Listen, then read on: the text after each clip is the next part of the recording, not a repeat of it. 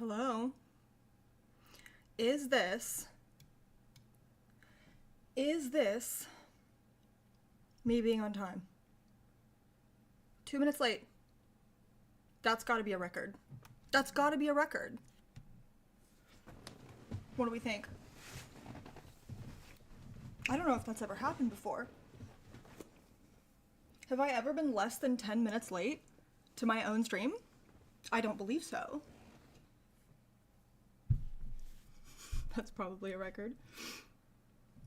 That's incredible. Oh, what do you guys think? Do we like the freckles? I'm trying to find a, yeah, there we go. I tried some new stuff today. I've been trying lately to actually figure out how to do my makeup. Oh, look, we have a lot of people here. We have some regulars here. Hello, Zombie Deer. Hello, Calvin Ware. Hello, Scary Spikes. Hello, Tyrannex. So today's stream is probably going to be not all that busy, probably going to be a much slower one. I did not realize that Vosh was also streaming, so we cannot compete with that over here, and it's going to be a smaller stream, but that's okay.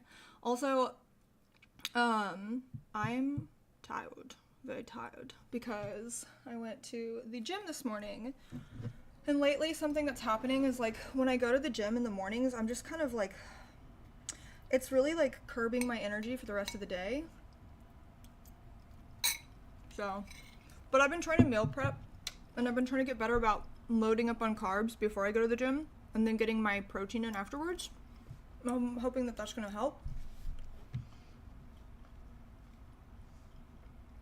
You guys like the hair? Here.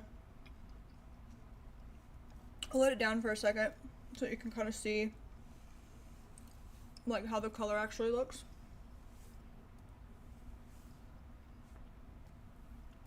I got it done a couple weeks ago, maybe a week and a half ago. This is not how I thought the color was going to fade out. I thought it was going to be much more emerald all around. It's turning into kind of this like aquamarine, almost teal, which is very interesting. So I'm not mad. I don't hate it. I really thought that it was going to be a lot closer to this, but it's turning into this sort of like almost mermaidy green to blue ombre.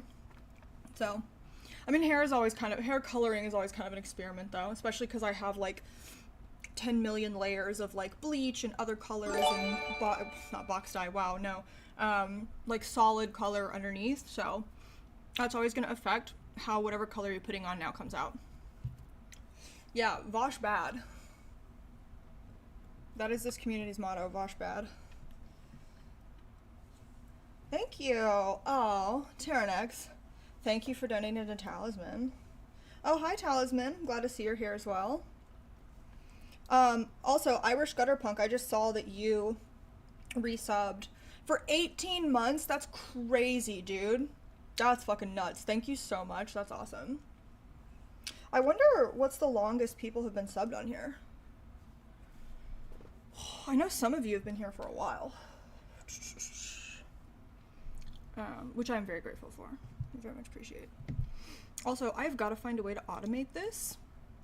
You guys know I'm manually going in and typing out like sub goal and like updating it and changing it. I have no idea. I have no idea how to automate this. I don't know how to do anything. I don't know how to stream, so.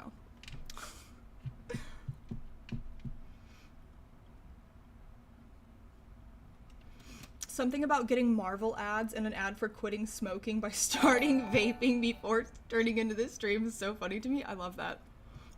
Thank you, Calvin Ware. I appreciate that.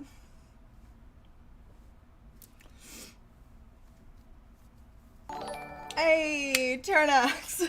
Thank you. Whoa. Whoa. Hold on. So you've, okay, resubbed at tier 1 for 3 months in advance. You've been subscribed for 24. That's crazy. You've been subscribed for 2 years? Oh my god, dude. That's so cool. That's really fucking cool. That's gotta be the longest, right? It's gotta be Tyrannex. It's got... Thank you. I used to have like 7 months before I hopped on a new account. Well, now you got a month. Thank you, Tyrannex. You've gifted 73 subs in this channel? Bro. That's fucking awesome. Thank you so much. Okay, wait, what are we at then? Because we had... So, Calvin, where that put us at 3, that put us at 6. Oh, we're at 7 now. Ooh! Oh my goodness. Haven't even actually started anything, and we're like almost halfway there. Tyrannex, the people's oiler. Yes, Tyrannex, my sake tanuke. Thank you. Oh my god, that's true though. You are my sake tanuke. Except maybe a little less cringe. Don't tell him I said that. Already in a hype train? We're in a level 2 hype train? That's fucking crazy. You know what I realized? I was thinking about this earlier today. And I was thinking about this last week when I was on MFC. I'm so fucking bad at getting money from people when I stream. Like, I don't ask you guys to like the stream. I don't ask you guys to donate. I don't ask you guys to sub. Like, I just get on here and start fucking talking. And, like, that's really the only thing I'm concerned with. Sake is a lib. Yeah, that wouldn't surprise me at all. I think Sake is a lib. But when we were on My Free Cams the other night, when me and my best friend Kenna were on My Free Cams, there were points. This is a porn cam streaming site, by the way, where I was talking about politics with people. Scary Spikes will remember this. Scary Spikes will know because you were there. And at one point, Kenna was like, okay, guys, you've got to donate. Okay, guys, you've got to tip if you want to see us do stuff. Okay, guys, you have to spend money. And I'm just like, oh, right. I forgot we're here to make money. Like, so fucking bad at it. Oh my god, dude. I just, it's just the love of the game. Like, I was just born to fucking talk, you know?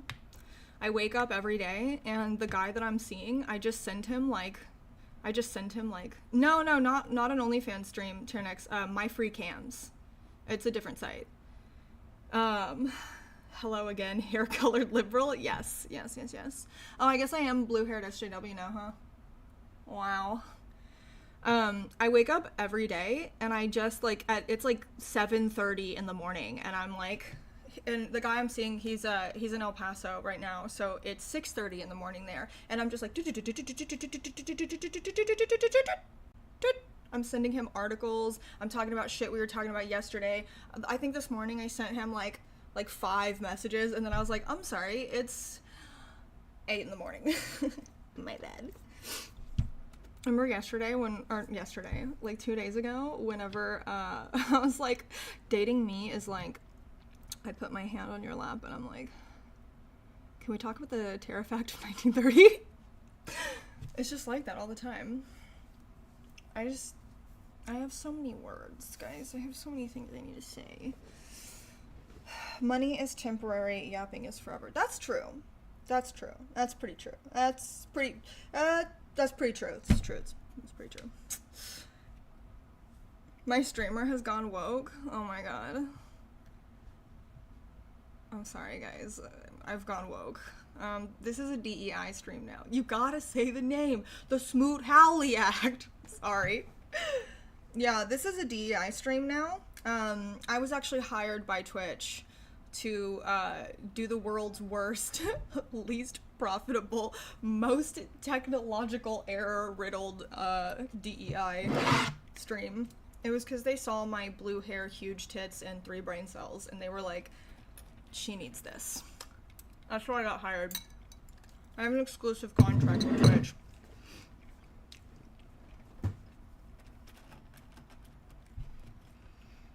Can confirm. Kenna actually remembers the job part of camming? Yeah. Yeah. Because she's actually good at stuff.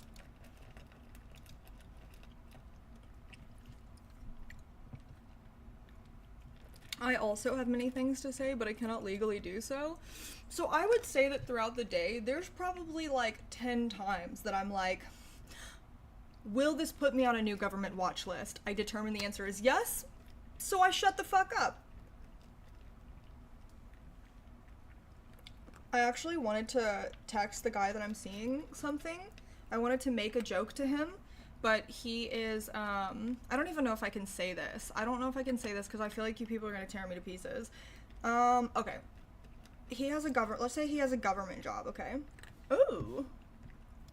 What do we get in our chat? The chill girl emote, which will never be used in this chat because I have never been chill, not once in my life. Let's just say he has a government job, okay? And he was joking that he was gonna be near Pete Hegseth the other day, and I literally had to I typed something out. I literally had to erase everything, and I was like, I know this person, I know he's gonna be fine with this, obviously, but I was like, will this actually maybe get him in trouble? And then I had to be like, I actually cannot send this message. So that was really fun. So I have to worry about stuff like that now. What is this? Hold on. People are sending me messages and it's distracting. I need to turn my phone off. Turn my phone off. I've never turned my phone off and I never will. I need to put it on silent. I don't think this phone has probably been turned off maybe 10 times since 2018 and 7 of those times are because it died. He had the chance to do the funniest thing ever. I know, and I couldn't even say that. Merit government watch list arc. I've been on government watch lists. I've probably been on government watch lists since 2020, to be perfectly honest. Is your cat eating your food? No, he is eating his food. We've got a little kitty set up over here and up there. And here, sometimes on the keyboard. I say we have a kitty set up, but the cats go wherever the fuck they want. They do whatever the fuck they want. It's their world. I'm simply picking up their shit in it. Yeah, you can't even make jokes about killing the... You can't even make jokes about killing cabinet members anymore because of woke.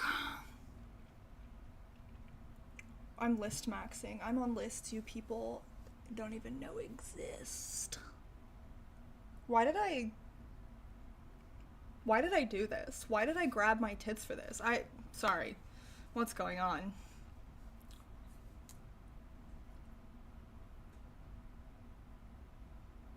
I'm on lists you guys can't pronounce. That's right. Didn't people try to blame you for a bombing?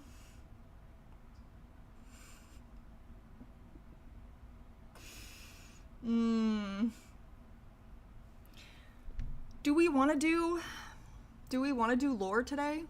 Do we want to do like do we want to do a lore deep dive of the time that I got blamed for the Nashville bombing? So, and then the FBI got involved. Do we want to talk about that today? God, that's crazy. That's crazy that shit happened. And that was just like one of 30 things that was happening to me around that time because of Twitter. So if the US goes to war with Canada, we're Team Canada, right? Yes. Absolutely. I hope that if the US goes to war with Canada, I hope that Trudeau rolls tanks and comes and liberates us.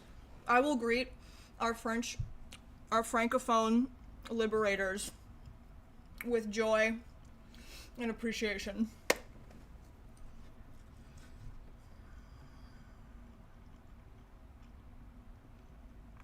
Hi Andy, nice to see you here.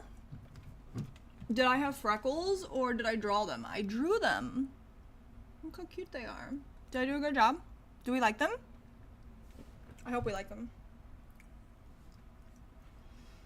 Yeah, I will say Viva Quebec, whatever it fucking takes. Lore for when we get back to Nothing Ever Happens. Yeah, unfortunately, we're no longer in...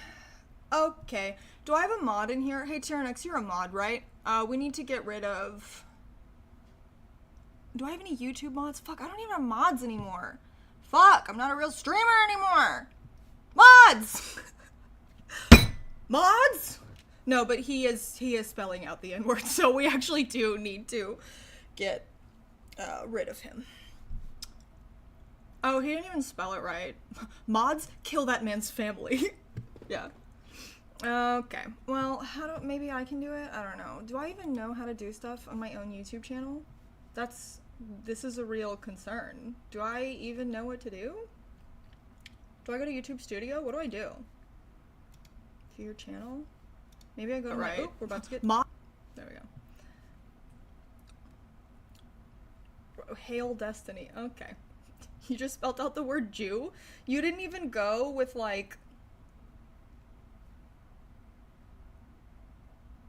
That's crazy. Wait, so my options on here... Oh yeah, why did you spell out Jew? Why didn't you go with the K slur? That's crazy. Did you just come here to call me a Jew? Okay. So we're gonna hide... Okay, there we go. We hid user on the channel. I thought there would be like a block button or something, but I guess not. Yeah, that's so funny to come on here and call me a Jew as if I'm gonna be like... Also saying Hail Destiny afterwards is incredibly funny. Okay, let's take a bet right now. DGGer, deranged DGGer, who hates me, or someone trying to make Destiny look worse. Although I don't know why you would need to do that at this point. Well. Mr. Cemetery. Hello. I told you I was gonna stream. I told you I was actually streaming. Yeah, I was like, why? Destiny doesn't need anyone's help with that. Like, why would you? Everyone already thinks he's fucking racist anyway. Why would you come in here to make him look worse like that? As if this community doesn't, like, hate him anyway. Okay. Yeah, you're going into the contraption, dog. You're going into the device. Coming in here to be like, Jew. And spelling Jew out letter by letter is so fucking funny, dog. Okay. Okie dokie. I pull up right when there's slurs getting thrown out impeccable time. Dude, it's crazy. We haven't had something like that happen in a really long time. I say as though I stream ever. We didn't have any issues at all last time. I guess we got lucky. Did he spell Jew? He did spell Jew correctly. He did. Yeah. I'm sure he thought long and hard about it. So. Both. Yeah.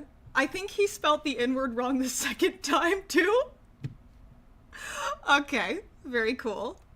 I need to, if I'm actually gonna stream again, like, if it's gonna be real, which I shouldn't even say this stuff with you guys, because I know every single one of you just, like, rolled your eyes into the back of your head.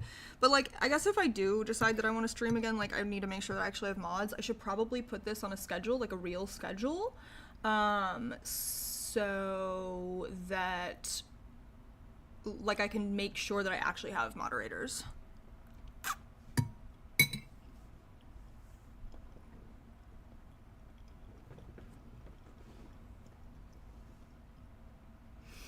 Yeah.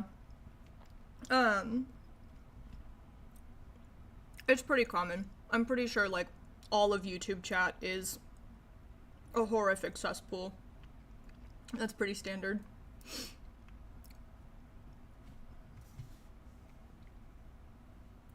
Jewish queens are winning right now. Claudia Sheinbaum is the leader of the free world.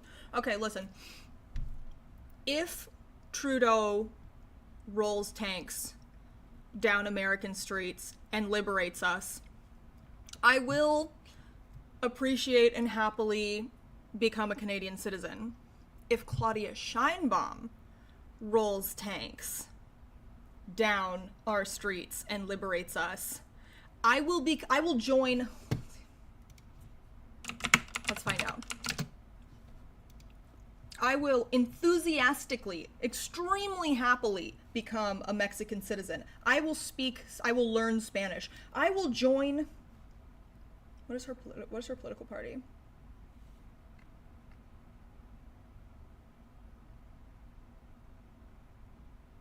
What is her fucking political party? Is it the Party of the Democratic Revolution? Morena. I will join the National Regeneration Movement. I will become its strongest soldier, okay? I will learn multiple different dialects of Spanish. How about that?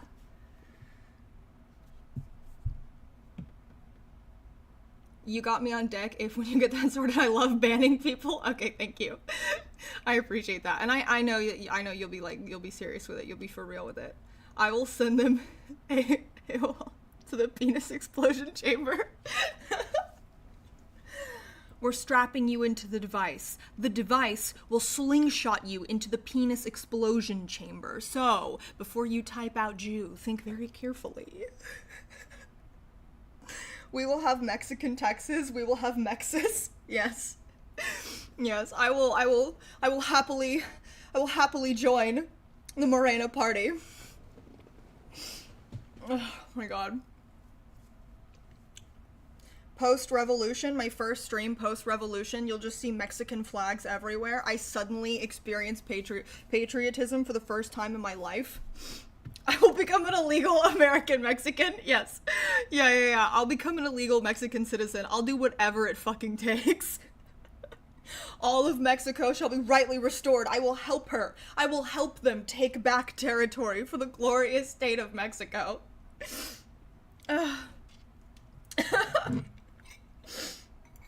She's cool as fuck. She's cool as fuck. We should read her statement. We should read her statement. My queen. My Jewish Mexican queen. Whenever Trump put the tariffs in place, and she basically was like, you're a dumb piece of shit, and we're not gonna do that.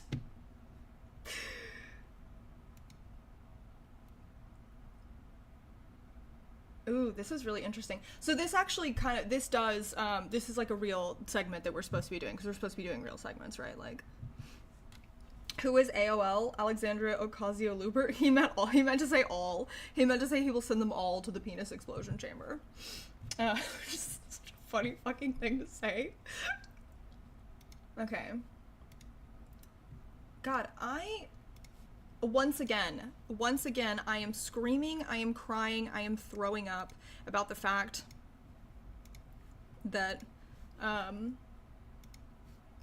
every website except for right-wing websites have, paywalls.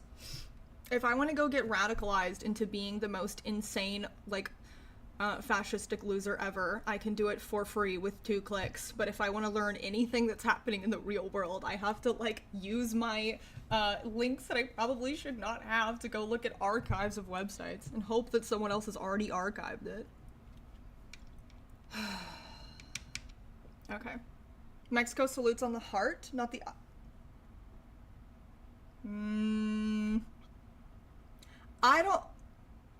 I think you're fucking with me. I think you're fucking with me to get me to do a weird thing. I don't want to do that. I'm not comfortable with that. I'm not doing any my heart goes out to you salutes on stream. No thank you, sir.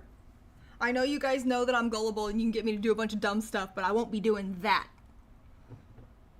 I'm scared of that. I don't want to do that. Okay, so check this out. Because this actually is part of tariff news, right?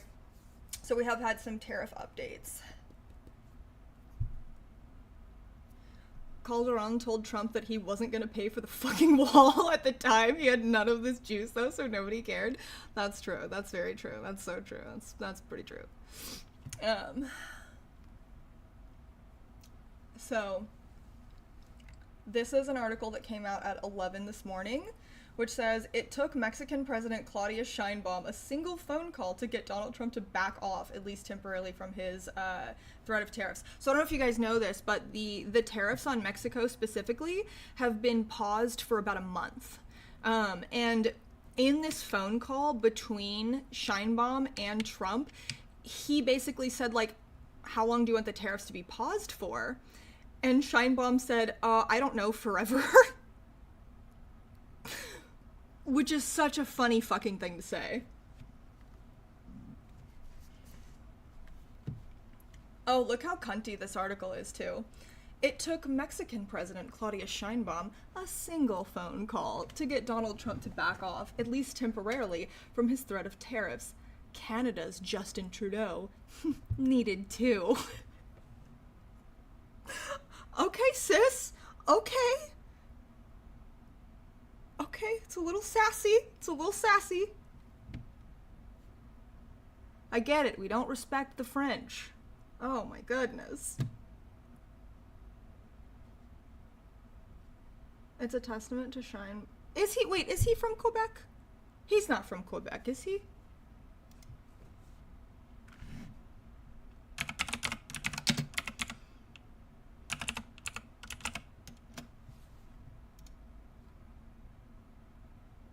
Oh, yeah, no, she's girl bossing.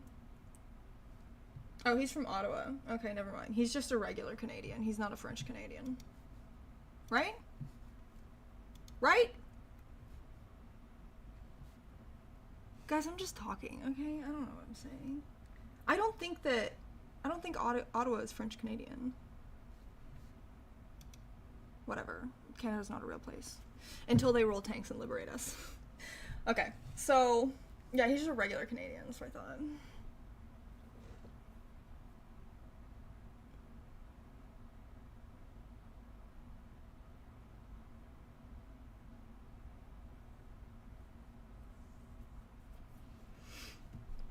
He needs to speak French to win. Yeah, I know the Prime Minister has to say everything in English and then also say stuff in French, too. He is from Montreal? Oh, okay, so he was only born in Ottawa, but he was raised in Montreal. Okay. We can go back to disrespecting him even more then. Okay.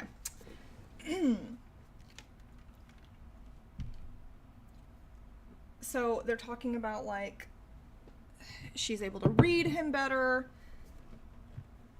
Yeah, resuming. Her triumph was obvious on Monday when she took the stage for her daily press address grinning. You've seen the tweet, right? She asked the crowd of reporters. Fuck. Sheinbaum had announced in a post on X that after a phone call that morning, Trump had agreed to push back the start of the 25% tariffs against Mexico by a month. So they're deploying 10,000 National Guard to the border. And I think she was talking about, like, I read something about her trying to get them permanently delayed.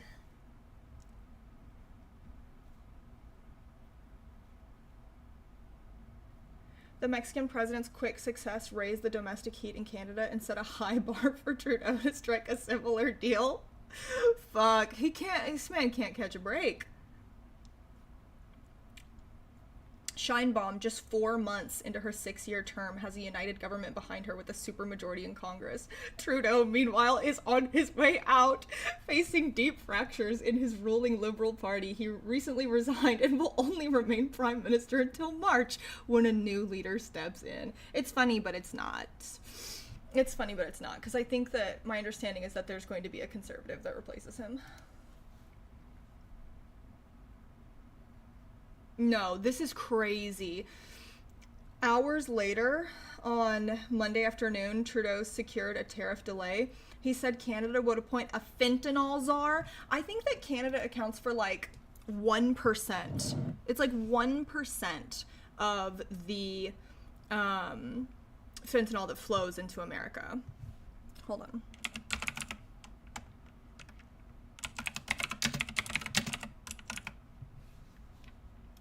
Let's see. Bro, stop.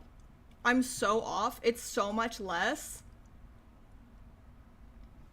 Canada makes up just 0.2% of US border fentanyl seizures. That's crazy. Oh, do you guys want me to...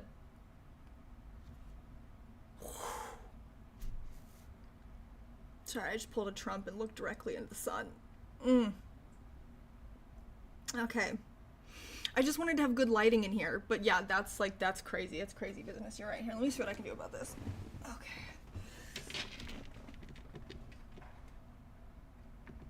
Here, maybe we can do it the other way. We can still get light, and it won't be. How's that? We like that? Is that good? Okay. Sorry, I can't keep my tits in place with this dress because it's okay.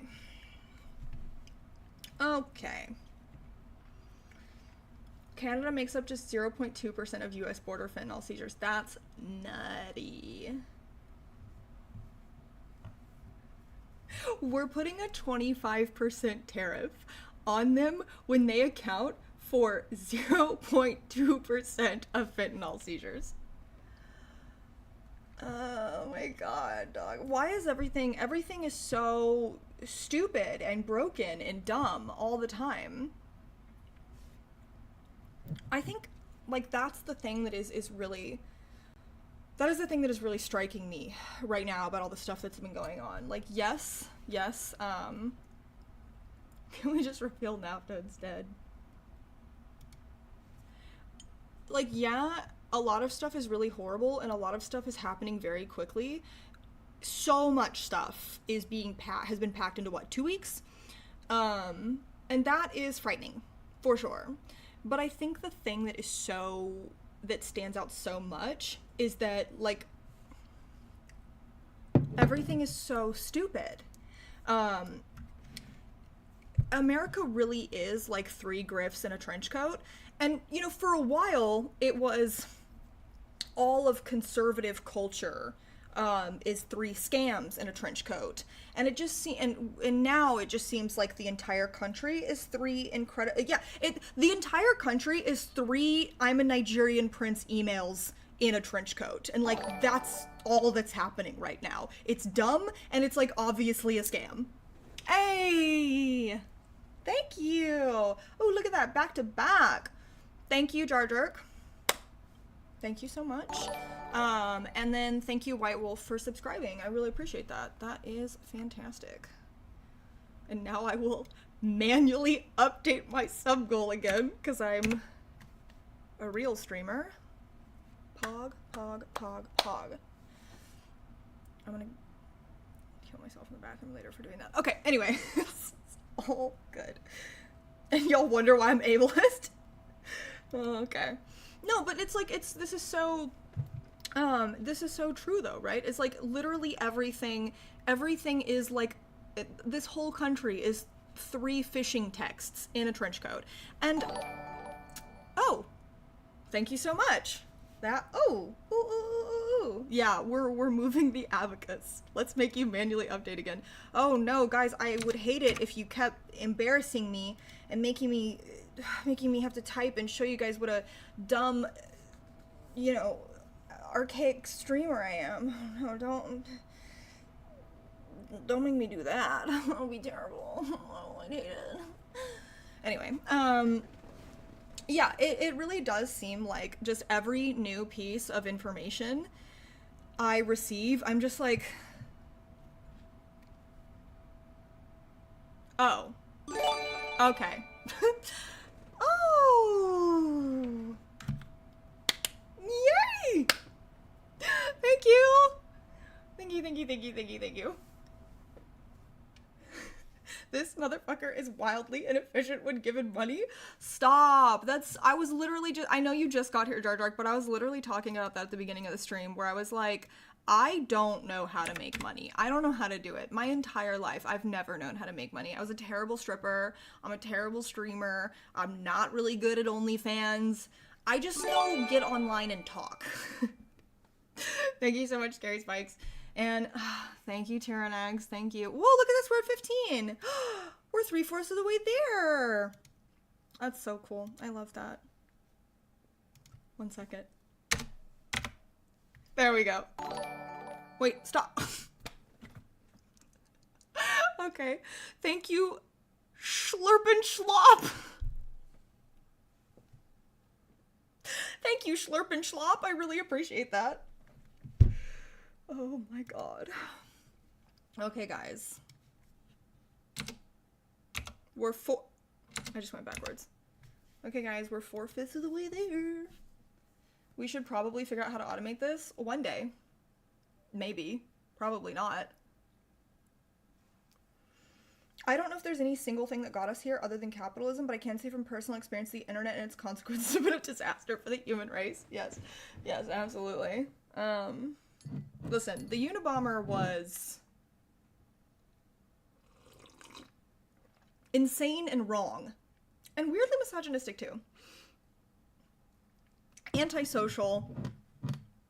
And had a bad vision for society. However... No, I'm kidding. We're not Unabomber posting in here. We're not doing that. Don't you guys do not Unabomber post in my chat. I swear to God. Remember the 90s and early 2000s when there was so much hope for the internet? Oh, so check this out. So, Oh, let's go back. Let's actually like establish what the delay for Canada was.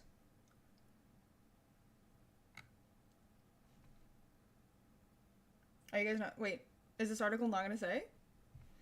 Hours later on Monday afternoon, Trudeau secured a tariff delay. He said Canada would appoint a fentanyl czar. Okay.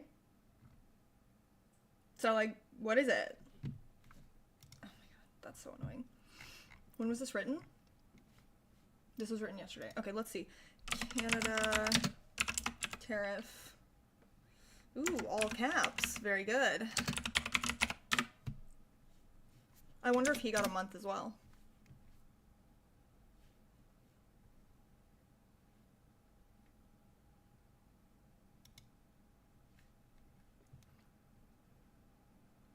Okay, yeah, so it's going to be a 30-day pause for both Mexico and Canada. Although, also, my understanding is that China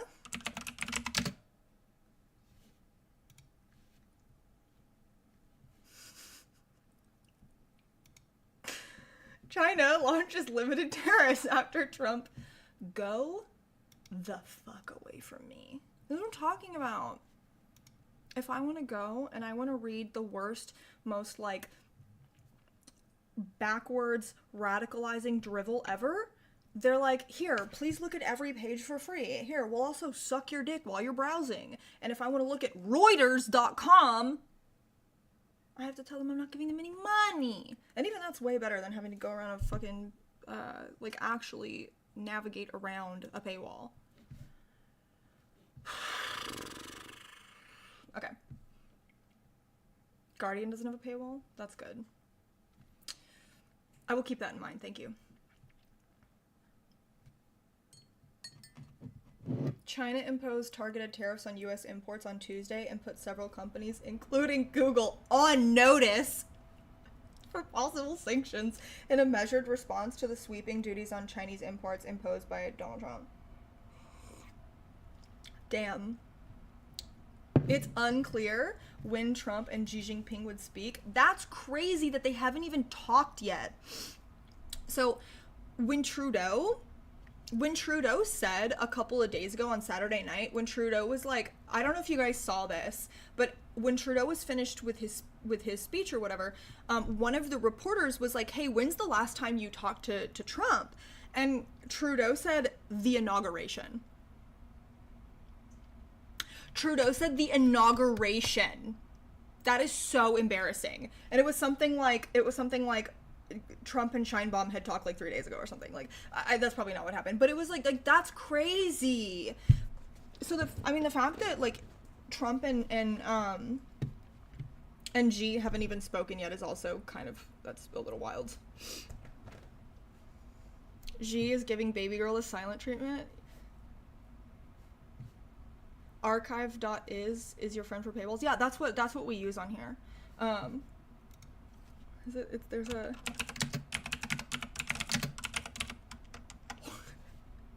so funny.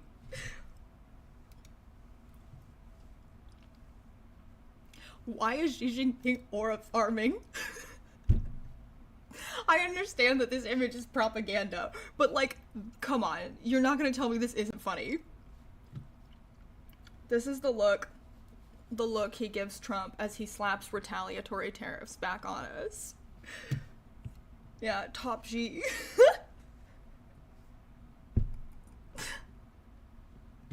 That's very interesting, Mr. President.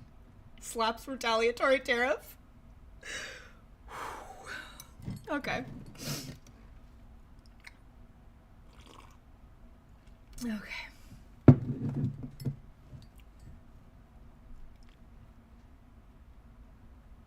So I guess today, this morning, they were talking about how they're gonna speak later today. So we'll see what comes out of that.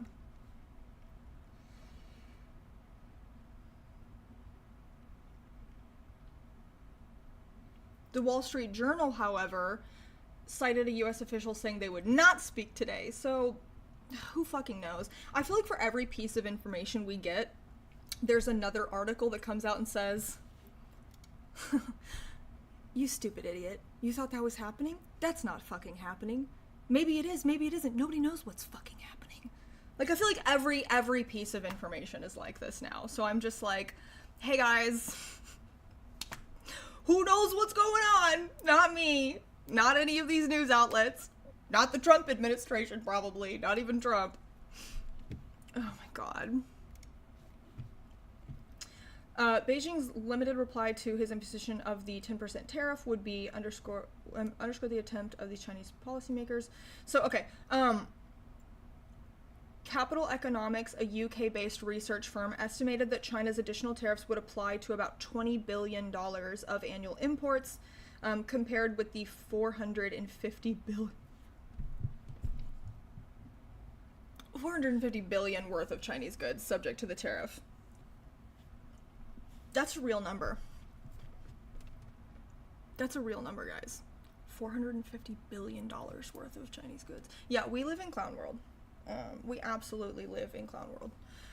Scamming clown world. Yeah, this is pretty surprising that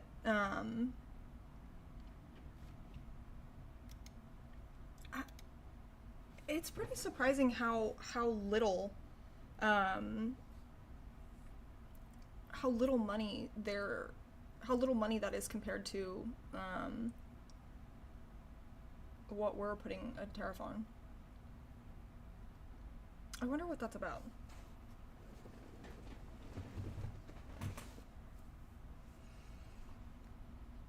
Yeah, Schrodinger's executive order, that's so true.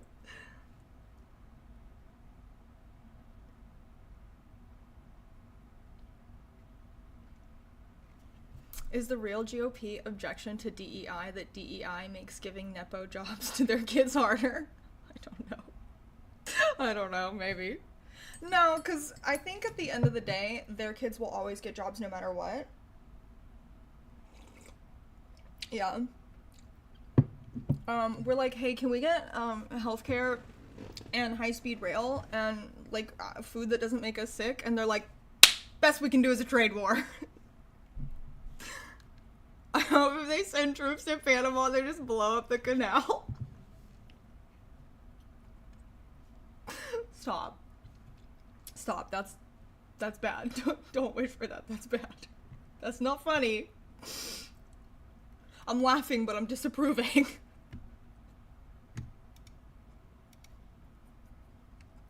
Okay. Okay, that was our tariff segment, guys. Look at this. We're doing segments. Like a real streamer. We're doing segments. Okay, we're not supposed to, okay. Be cool. We're not supposed to get excited about segments, okay? Like I'm a fucking child.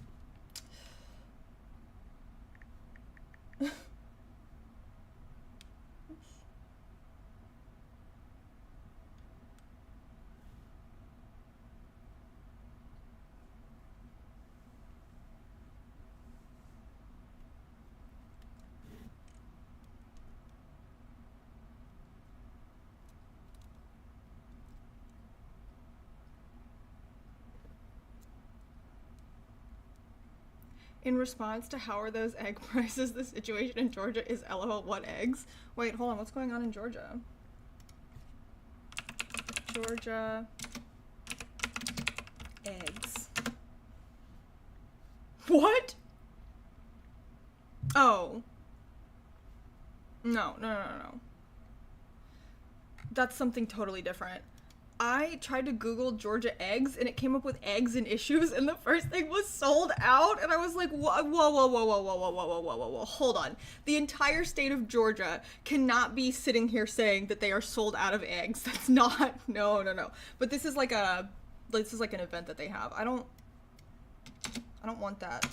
Here, see what's going on.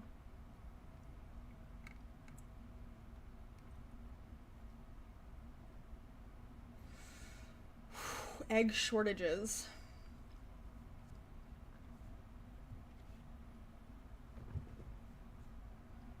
No, don't leverage the importance of the Panama Canal to the U.S. projection of economic power the world over to help bring the Trump administration to its knees. Oh, you're so sexy. So true. That's so true. There are no eggs? What are you talking about? The grocery store by me literally has no eggs. Okay, hold on. Georgia egg shortage. That's insane. Oh, because of bird flu. Biden killed all the chickens.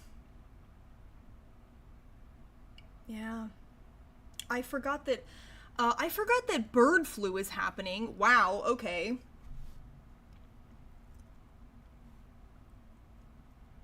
Bird flu is forcing... Thanks, Joe Brandon. So true.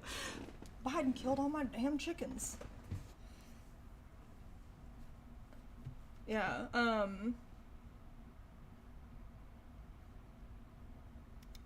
let's take a look at this. Waffle House restaurant chain is putting a 50-cent per egg surcharge in place temporarily due to the biggest bird flu outbreak in a decade. Huh. I wonder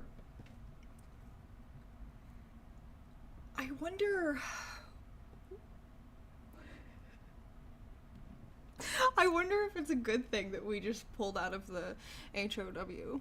And, HOW. Just kill me now. The WHO. Ah! Okay. Okay. Stop! I'm saying this more to myself than I am you guys. I wonder if it's a really good thing that we just announced that we're pulling out of the WHO. Hose of wealth. Stop. We're getting to the point way too early in the stream where you guys are just distracting me the whole time and I can't even talk. I can't even say anything. Yeah, I wonder if it's a really good, cool thing that we just announced that we're pulling out of the World Health Organization and that we've decided that we're gonna scramble... See what I did there? That we're gonna fucking scramble all of our institutions and put an absolute lunatic who had a worm eat part of his brain in charge of our healthcare. I wonder if that's a really cool thing to be happening now while we have the biggest bird flu outbreak in 10 years.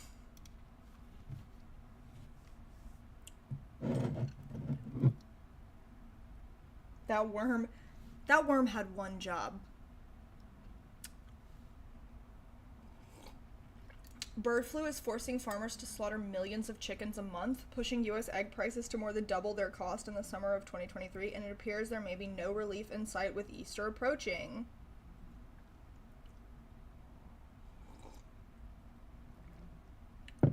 The average price per dozen eggs nationwide hit $4.15 in December. That's not quite as high as the $4.82 record set 2 years ago, but the Agricultural Department predicts egg prices are going to soar another 20% this year. Yes! Yes! Love this country! Love what's happening in it! Love every new piece of news I read! Yeah! Fuck.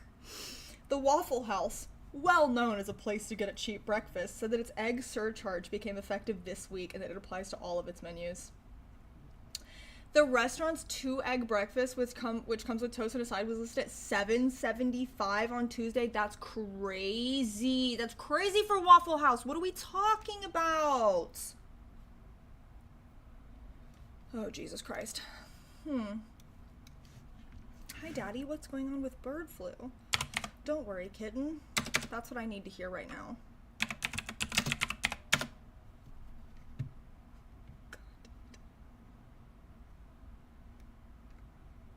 I love this. The New York Post is so cunty. Look at this shit.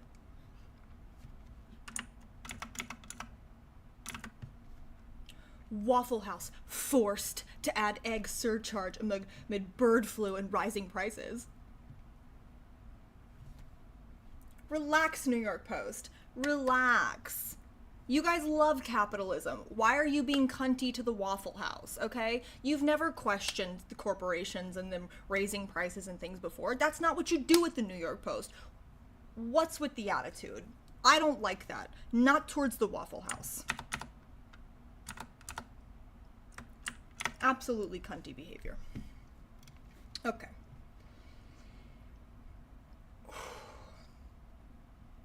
Oh, good God. Do we even want to read any of these articles?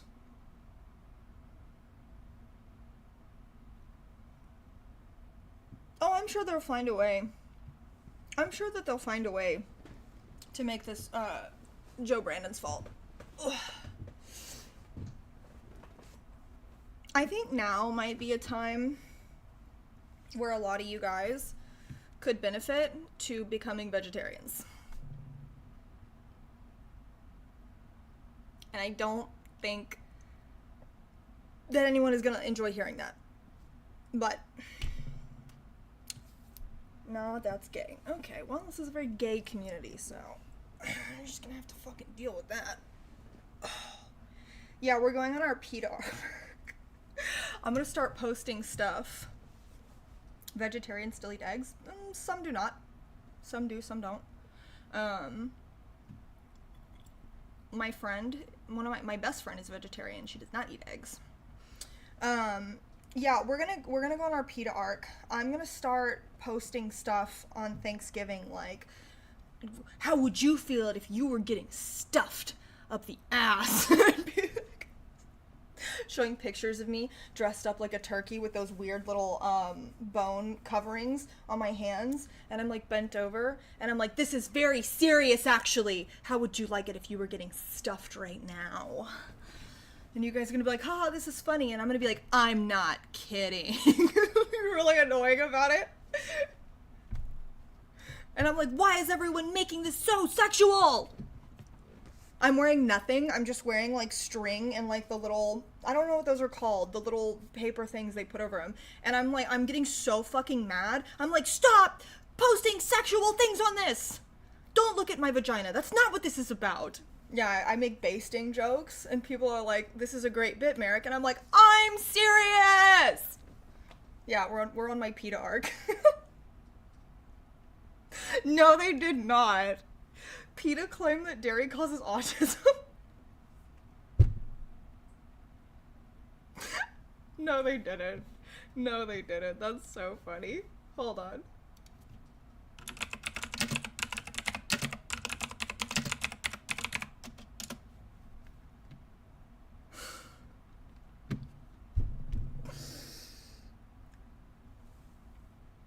Okay.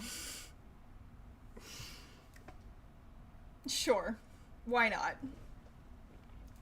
PETA tries to claim, are we gonna do like a little PETA dive right now?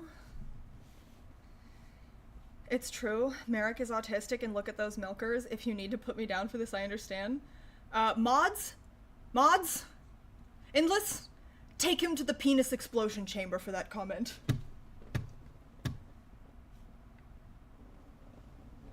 I've worked in factory farming. It's fucking awful. Yeah, mods kill his family. That's so funny. I love that that's so funny. I'm gonna keep saying that. Mods kill that man's family. You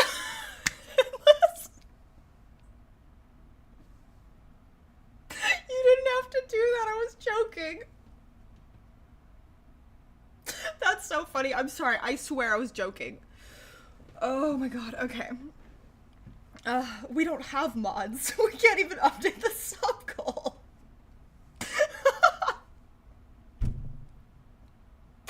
do have one mod, and he just put someone in a 10-minute ban as a joke. So we really have our priorities in a row here. Our priorities very, very, very, very much in a row here on this stream. Endless is drunk with power.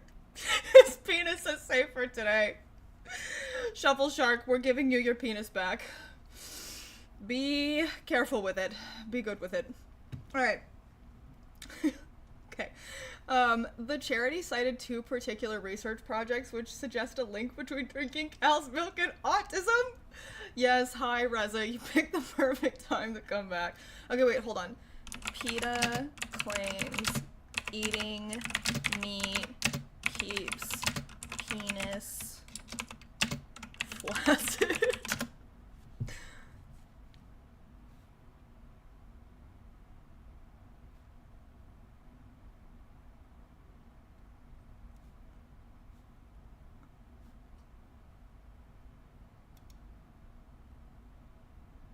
Oh, this is real.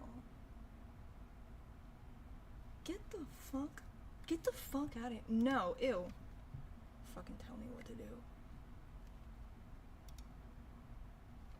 Okay.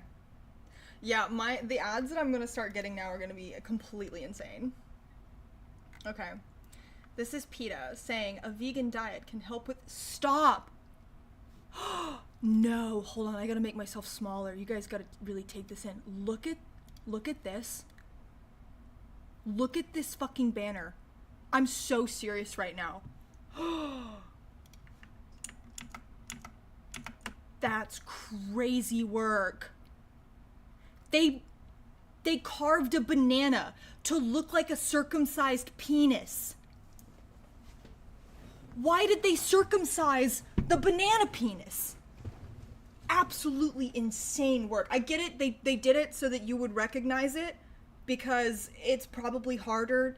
Look, it's probably way harder to carve a recognizable, intact, banana penis that still has the foreskin, okay?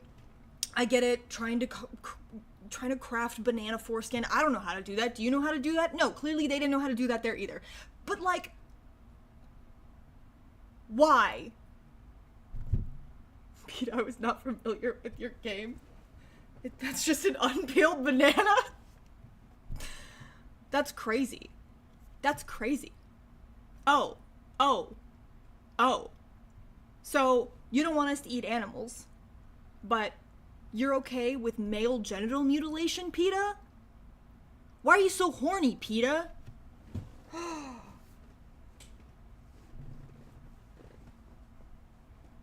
Imagine getting really upset about Peta being pro-circumcision. Okay, wait, hold on. Can we in this community find a way to, you know, the guys who are like, who, not the guys who have like a normal, like,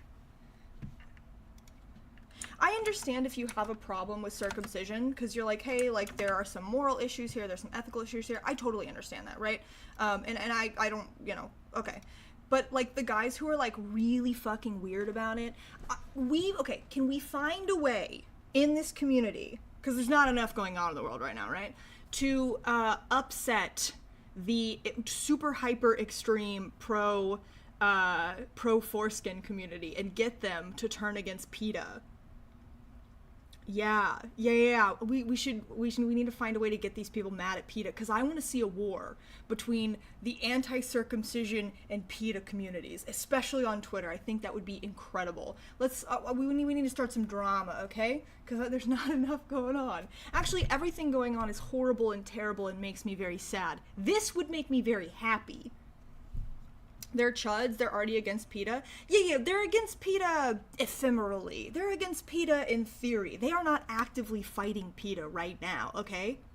I want an online war. I want a war!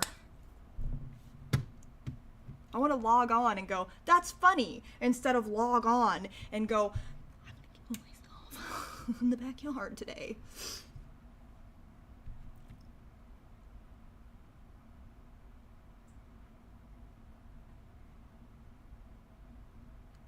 Yeah, I need to sow chaos online to feel joy. So I can feel something. Originally, it was thought that impotence was caused by anxiety, but according to the Erectile Dysfunction Institute... Oh, thank you. Yeah, you're right. Thank you, Reja.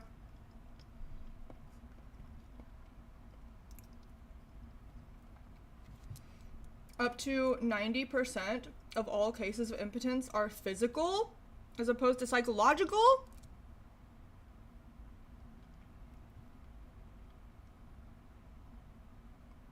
Whoa.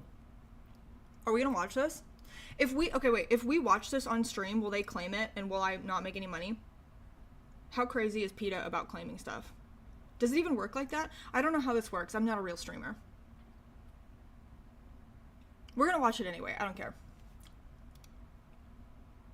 This is gonna be good.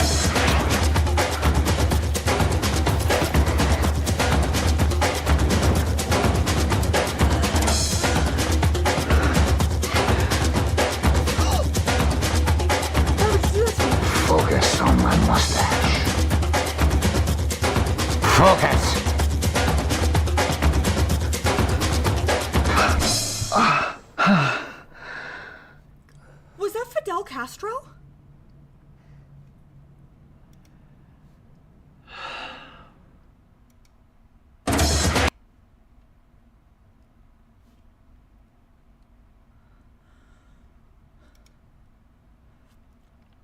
What just happened to us?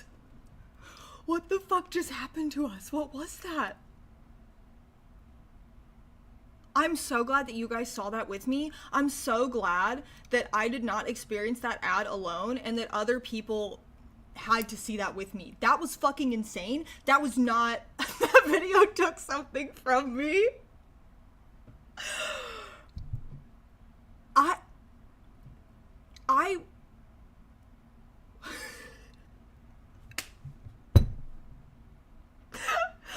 never in a million years would have guessed that that was the direction that this was gonna go. I think that was Fidel Castro. Hold on.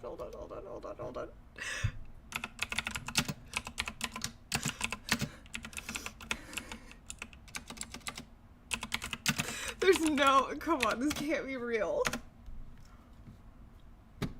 Stop it! Oh, another Cuban Missile Crisis.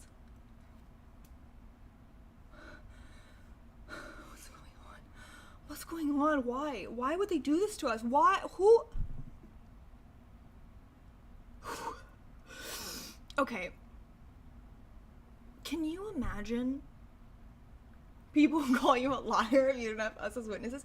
Can you imagine being at the PETA, at the PETA presentation, right? Can you imagine being in the room when this was pitched? I would pay so much money, an embarrassing amount of money, to have been in the boardroom when that idea was pitched. How does that even occur to you? Who is working for PETA who was sitting there one night and they turned to their partner and they said, I've got a great idea for an ad.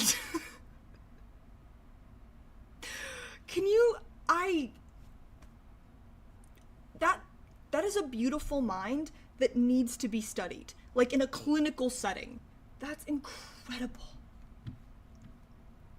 Boardroom, they came up with that shit in a hookah lounge. Guys, everyone is gonna love this. Oh my god. Unfucking real. I'm having a missile crisis right now. I would encourage it as pure cinema. You don't. That's one of those things that just for the plot you go, that sounds like a really great idea. Why don't you tell me more, Emily? I give PETA credit. They are an extremely creative bunch. That's true. That's very true. That's pretty true. That's true. That's pretty true. My brain is broken. I can't stop doing that. Oh my god.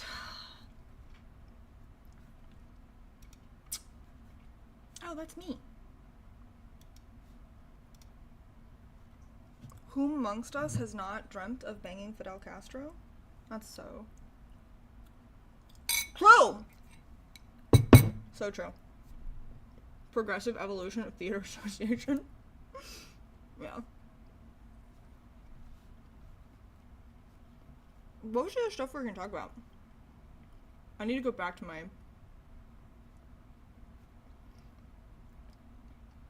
I swear to God, every time Merrick streams, I can't even listen to the background. Why? Because I'm always like, being too loud and, like, yelling into the camera. Or because that is a terrible freeze frame. Why didn't you guys tell me I look like that up close? That's horrifying. Don't ever let me do that to the camera again. Okay, what else did I say? Oh, I'm having to check my own stream title. Not even on here, but like on here, because I can't remember what we're supposed to talk about. We're gonna talk about the RFK confirmation and the Department of Education. Ugh. Sorry. I'm sorry that that's the news, guys. We do not stand negative self-talk. That is our queen, and she's beautiful. Thank you. Oh, thank you. Thank you. Thank you so much.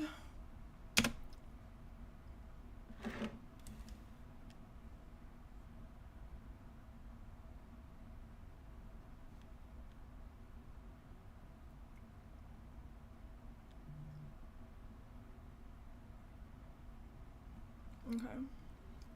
Department of Education. I remember when that existed. Are you guys really excited and ready to be the last generation that knows how to read? You guys ready for that? They would eat all the mosquitoes for us. Are you guys super, super excited to be better than Gen Beta? Actually, no, I guess it'll be Gen Alpha. Y'all can read? Aiden taught me like 2 years ago. And I gotta say, my life has gotten remarkably better. If you guys don't know how to read, I would say, like, straight up, I know, like, it sounds cliche, like, it sounds dumb or whatever, but, like, learn how to read for sure. Because reading changed my whole life. Like, I don't have to sound out words anymore. I don't have to ask people what stuff means. Like, I mean, do I get what I'm reading most of the time? No, I only learned 2 years ago how to do it. But, like, my life's gotten a lot better for sure. Yeah. ChatGPT plans all my days for me.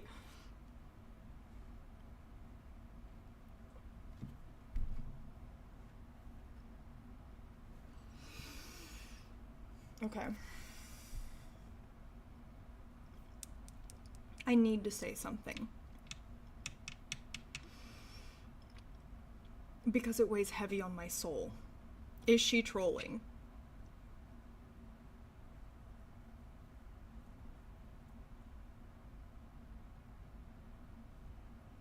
No, I really learned how to read 2 years ago. Give me a hammer. Listen. TRNX made the very funny joke where he said, ChatGPT plans all my days for me. I've never trolled before. I need to say something right now. And I will suffer for saying this. I understand. I will be mocked relentlessly. But I have to say it because it's weighing very heavily on my soul. Okay? Look, this is embarrassing for me, okay? I dated a man.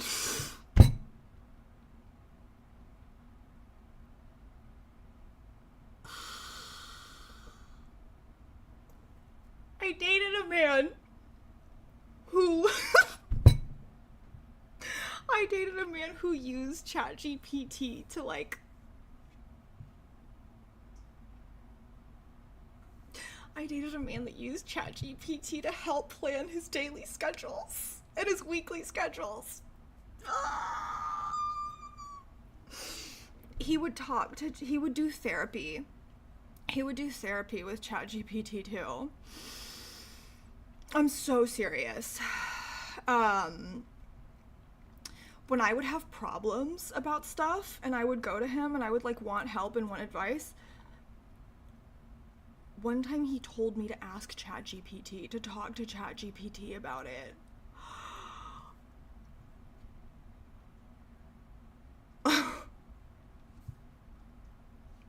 I was like, okay.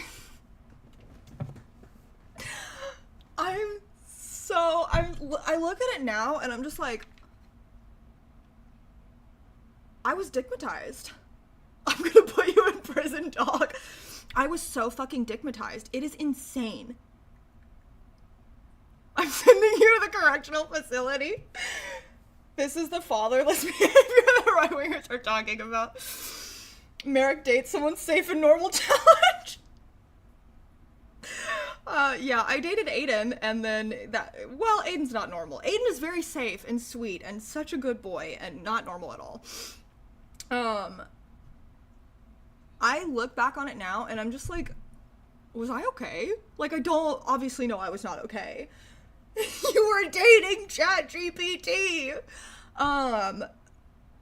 Yeah, I think I was like completely, I feel like I was under a spell. Like, I look back on all of last year and I'm just like, What? What hap- What happened to me? How did any of that happen to me? You know how, like, sometimes, like, you just, like, you feel like you're, like, in a fever dream, or you feel like nothing normal has ever happened to you ever, or you feel like every day stuff happens and you're like, hey, did anyone else see that? And, like, everyone else around you is like, no, and you're like, it's happening right there. That's what I feel like my life is like a lot of the time. It simply could not have been worth it. It was not worth it. It was not worth it. No, it was like the worst relationship of my entire life, actually. How many years in a row is that girl? My whole life has been kind of like a, hey, did anyone see? But I dated this guy for a year. And then we broke up in October of last year.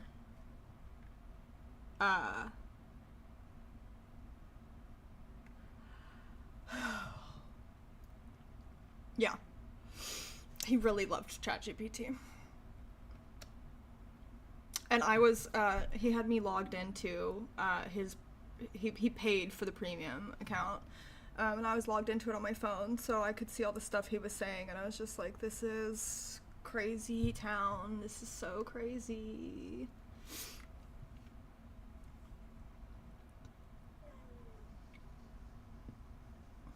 Your dating history really needs to be studied. I need to be put into the penis explosion chamber. I've never made a good choice with a man in my life. Until recently, I hope. Give me a hammer, so fucking funny.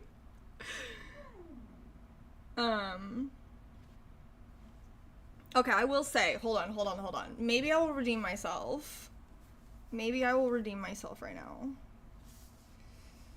Merrick, you need an emotionally maladapted. If you need an emotionally maladapted man-child, chat is literally right here.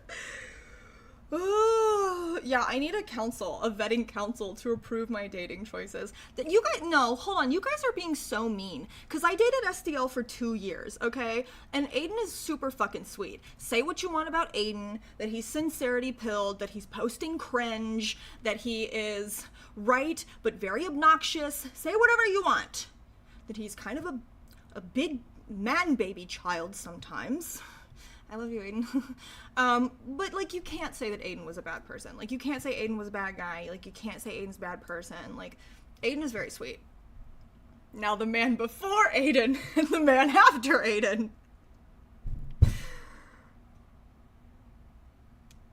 Perhaps I need a counsel to vet my dating choices.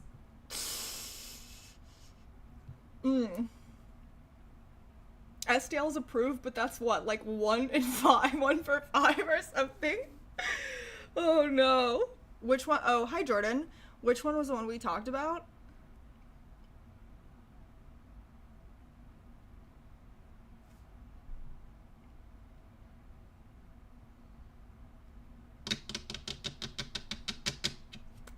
I don't want to say it. Don't make me say it. Jordan, do not make me say it. Please, okay?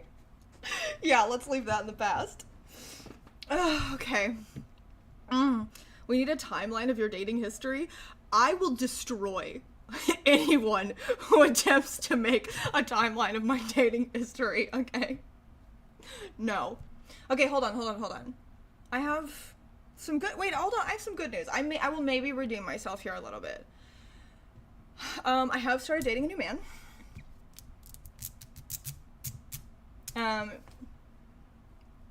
To be fair, you are searching in Texas, which is like a chud breeding ground. Yeah, well, and I've never dated any chuds.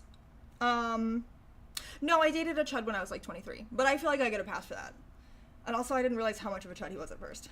What's the comedian guy's name? I am not gonna say that. I'm not gonna say that on this stream, because he is like actually a famous comedian. I'm not doing that. He blocked me, Jordan, he blocked me. I was like, man, I haven't seen so-and-so's posts in a while. And then I realized that he blocked me. You're in his DMs. You're attending his shows. I'm blocked. On brand, I know. your husband was like beyond chud. That's not true. When I first got with my husband, he was super lefty. He just became insane. Matt Rife, ew, kill myself. Merrick, have you tried listening to Please, Please, Please by Sabrina Carpenter? Every time Please, Please, Please by Sabrina Carpenter comes on, I cry and change it to the station.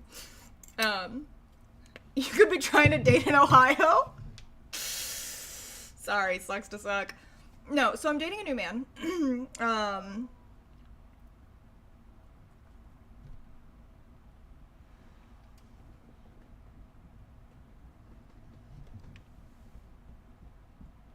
I have to fix this situation. I never ask about the wine guy. The wine? You mean my husband that you met me with, Jordan? The wine guy. The guy who was selling to your fucking restaurant? Okay. Ooh, there we go. I fixed it. Okay, now we can all burrow. How's that? Yay, covers. Okay. Sorry, you guys know that if I didn't fix that, it was gonna be a nightmare. Was it Josh Johnson? No, I didn't date Josh Johnson's. Shut up, guys. Okay, I'm not gonna say who. Although, okay, listen, if I could date Josh Johnson, you guys would never hear me. If I could date Josh Johnson, you guys would never hear me say a fucking word about that. I wouldn't tell you fuckers anything. I would have that locked down. I would have that so secret it would be sealed. I would be fucking, no. No way I'd be fucking that up. Carrot Top, final answer. It was Joe Rogan, guys. It was Joe Rogan. Yeah, I dated Joe Rogan. Sorry. Sorry! Ooh, sorry! No. Okay. I can maybe give you guys a hint. He is extremely I'm not gonna say anything. Okay. No, we're not talking about this. We're not fucking talking about this. Anyway. So I am dating a new man, and this man, I've been dating him for a month now. And I'll snitch. Shut the fuck up, Jordan. Shut the fuck up. He has planned our dates. He has brought me gifts to our dates. He has just gotten me gifts outside of it. He is like very attentive with ChatGPT. Yeah, he asks ChatGPT, chat, what do women like? No, but like he planned our first dates around stuff that I had on my Instagram. So like he saw that I had a picture of me playing pool. So and then he got me gifts based on stuff that's like in my house, like personalized stuff. He is very, very thoughtful. He makes it a point to communicate with me all throughout the day. If he can't communicate with me for whatever reason, he lets me know ahead of time. He is like very attentive to my emotional state, the fact that I have some like past relationship trauma, the fact that I have anxiety. Like he's been very, very patient, very good about all that.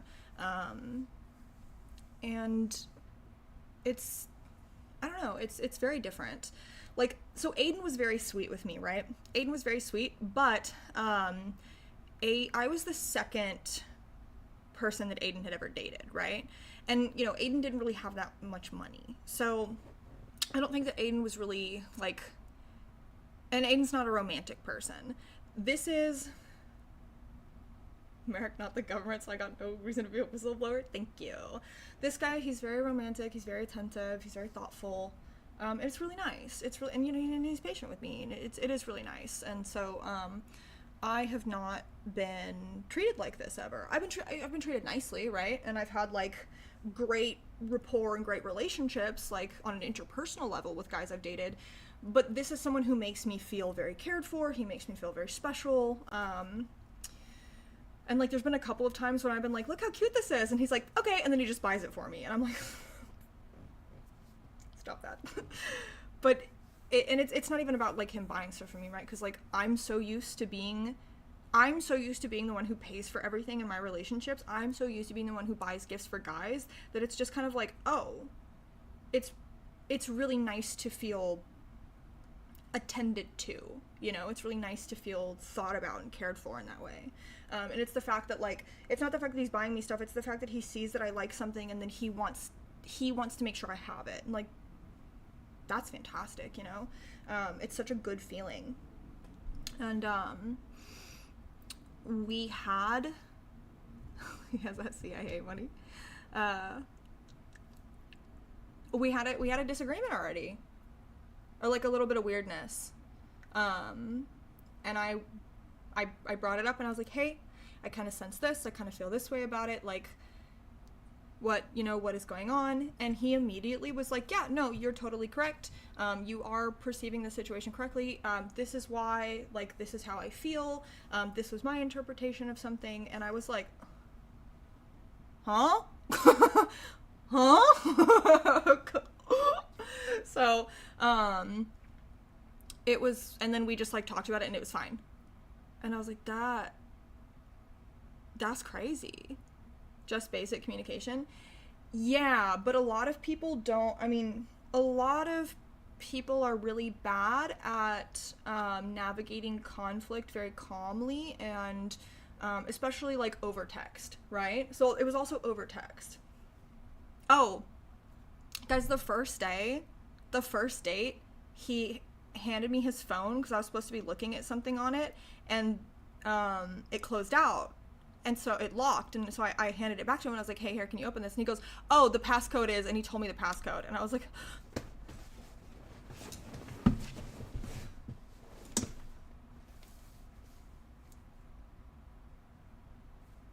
what?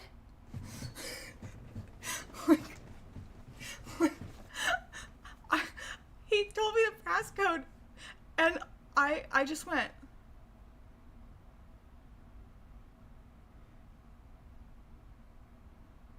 and it was silent for a second, and he was like, he kind of, like, put his head around the door, because I was in the bathroom, and he was in the hallway, and he, like, put his head around, or he, like, came back or something, and he was like, and I was like, are you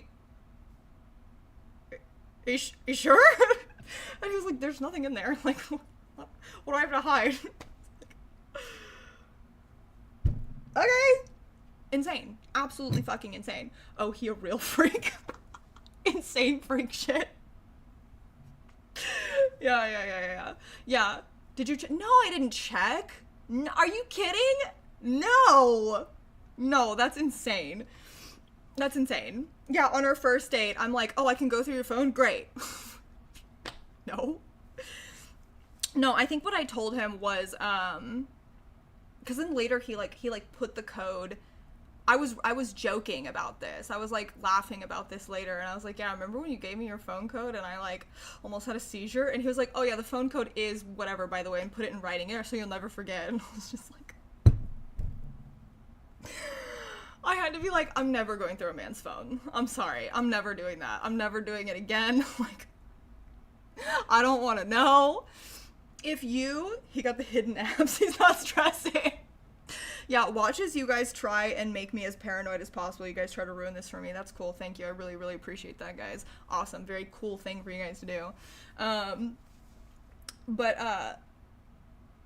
I just had to be like, I'm never going through a man's phone. Like, if you're doing shit that you shouldn't be doing, and I can't tell from your behavior and from your actions, like, I don't know, man. Good job. Keep it up. I'm not looking in your fucking phone. You've earned it, I guess.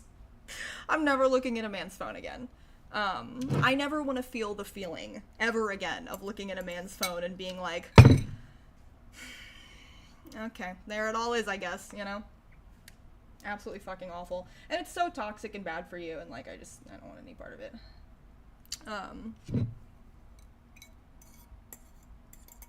Gave out the burner phone. Fuck you guys. Legitimately, fuck you guys. This is not a funny bit, okay? Especially after what just happened. Oh, you guys don't know. Oh, I bet a lot of you don't know. Oh, fuck. Okay, So, yeah, so ChatGPT guy, the one from that I dated all last year, was cheating on me the entire year. I think he went 2 weeks without cheating on me once. Yeah. And he wouldn't use condoms. Yeah. And he would, like, he would lie to me. We would go through like, I mean, he would lie about a situation for months and months and months and months and months and months and months. And I would have to like, I would have to find little new details and like catch him in lies and stuff. I had a folder in my phone of screenshots to reference back because he would lie so much and to such degrees and for so long about every single little detail of things. And so like, yeah, it is really fucking nasty. It is really fucking nasty. He lied to me about like being in love with me. He lied to me about, like when we initially started hooking up, he lied to me about the last time he had sex. He lied to me about when he was tested last. He lied to me about using condoms, like all kinds of crazy shit. So, yeah, don't make jokes about this guy like lying and manipulating me, because like it's not funny for me right now. It's like really not funny. Yeah. So he has an issue. It's like a psychological issue, and I tried to help him. I tried to stay and I tried to help him because I really thought that he wanted to help himself, and I really thought that he wanted to get better, and he did not. And he was actually lying about all of that too. Lying about the kind of stuff he was doing to get better, and like lying about reading and watching the resources that I sent to him and stuff like that. So yeah, I think the fact that this new person that I'm seeing, yeah, I can fix him, you never can. Yeah. No, I know. You cannot fix somebody. You cannot fix anybody. And I really thought that he wanted to fix himself. And so I thought that I was helping him along with that process, and I was not, because he was lying about wanting to fix himself. So,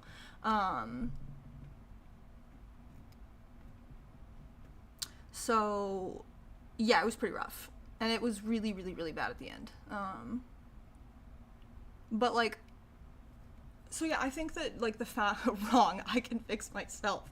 Yeah, I think the fact that I've started seeing this new person, like I can really tell it's night and day. It's really, really, really night and day.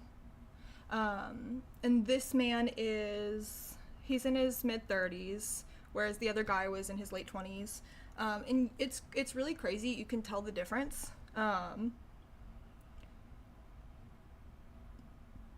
You can tell the difference between when someone is putting in like minimal effort every once in a while to keep you around, but they're telling you all the right things, and when someone is actually putting in real legitimate effort and like trying to match your efforts, and is really actually like wants to date you. The way in which I'm being pursued now is so incredibly different from the way that I was, that I think it's really put into perspective for me just how bad it was before, that I didn't even really realize.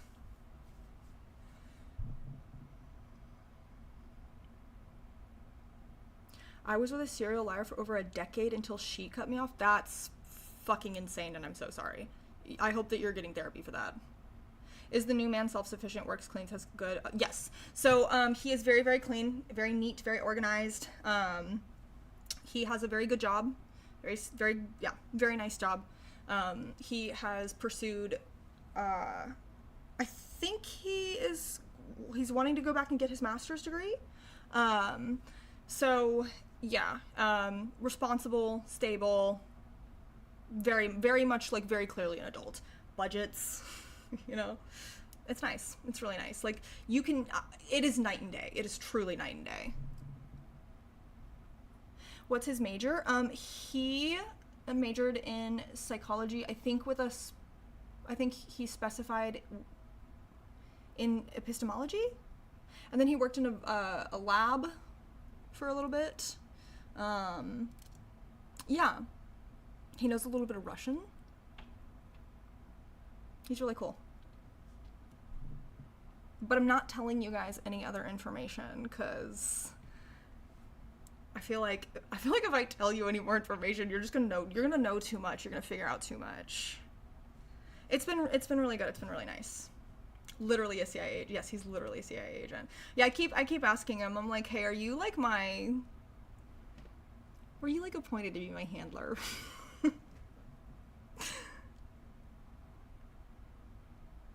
Master manipulator supervillain, yes, so true, so true. Every man I date, every new one is going to be a new master manipulator supervillain. So true. Until I just begin to date women.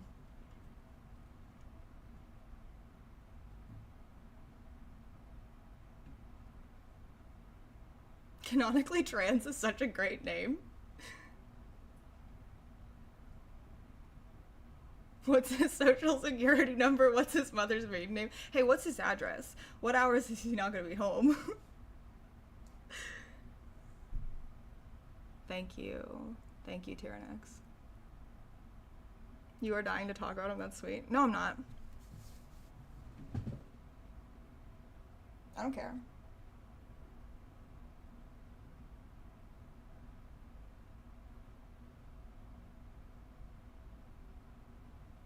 I don't even care. It's not a big deal. It's like literally not a big deal. Whatever. He's cool, I guess. Yeah, he's Fox Mulder. Yeah. Have you ever dated a girl? Yes. You know they're gonna ask him about you at his next security thing comes up. Yeah, I know. I know. He's like, guys, check this out. It's all my nudes. They're like, we already have those.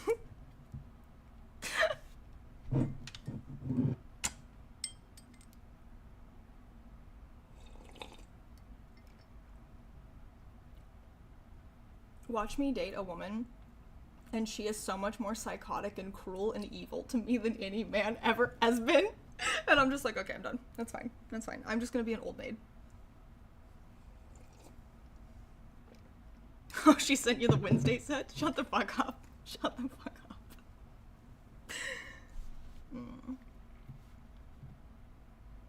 No, he's gotta be around until at least April because of something that I bought, which I can't say on stream because I don't think he's gonna watch this. I don't think he. Okay, he's not gonna watch this. He doesn't watch these. I bought us Ren Fair tickets. I'm for Sherwood Forest. I got him a weed. Yeah, I got him a weed.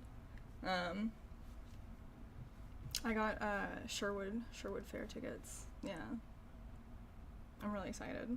The camping ones that were like $10 million, but we can pick whenever we want to go when we're camping. He doesn't watch, he just listens and take notes. No. He's watching right now on his TSA supercomputer. I think you mean his NSA supercomputer. No, he doesn't watch this. That's sweet of him. No, I got those. I got those for us. Merrick adding to the random Ren Fair Big Titty Baddies. They shut down the NSA, so now he's TSA? Okay. Yeah, well, so I've never been to the Ren Fair before. I've never been to the Ren Fair. I'm really excited. I gotta figure out, you guys are gonna lose your minds when you see me in my Ren Fair outfits. And my tits are like, hold on. I'm gonna push this down and do it at the same time. My tits are like up to here, right? I'm wearing like 3 different corsets. My G cups become like K cups. They're crazy. Merrick, are you gonna wear chainmail? I'm already losing my mind. You're doing great, sweetie. I should wear chainmail. Wait, hold on. Let's look up chainmail for ladies, because this is a porn stream now, so we're gonna look at ladies in chainmail.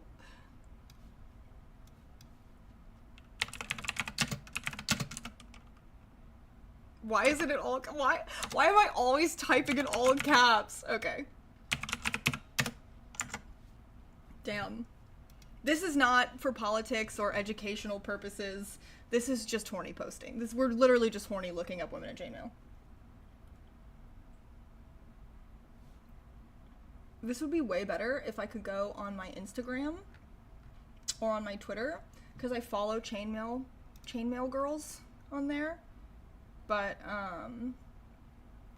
if I do that, there's a very high likelihood that there will be porn. And we've moved past the days. We've moved past the days where I show porn on stream accidentally. That was the old me. This is the new me, who has like a slight semblance of responsibility with her stream. Okay? So, sorry guys. Oof. Oh, that's for a doll. Never mind. I was gonna say I would look incredible in this. Hey, let's see what chainmail I should wear. You guys want to help me shop for chainmail right now? What do you guys think of this? Do you think I would look sexy in this?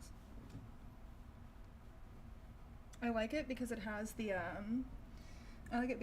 like the corset in the center. Mods? Yeah, we're a gooner stream now.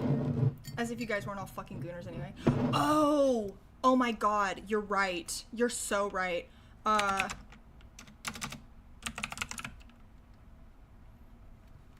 Second search. Absolutely incredible.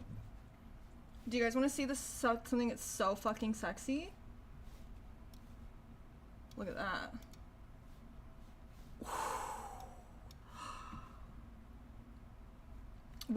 When these pictures hit the Instagram timeline, I was like, are you fucking kidding me? She's so beautiful. She's so beautiful. And she's really cool too. I know a lot of people were really mad at her statements, but I also think a lot of people really misinterpreted her statements. And I think the way that she talks about fame and the way she talks about paparazzi and what it means to be celebrity and how we should treat our celebrities, I think she is like completely on point with all of that. And like, tell me that this is not fucking stunning. Milady, I'm only here for the politics. This is political.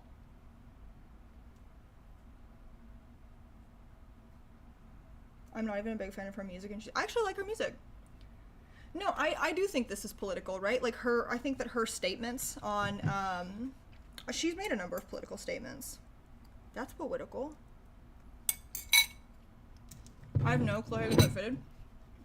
I would wear something like this. I would be miserable, because it would be Texas in April and March. It's Texas in February, and it was 80 degrees yesterday. But I would wear something like this.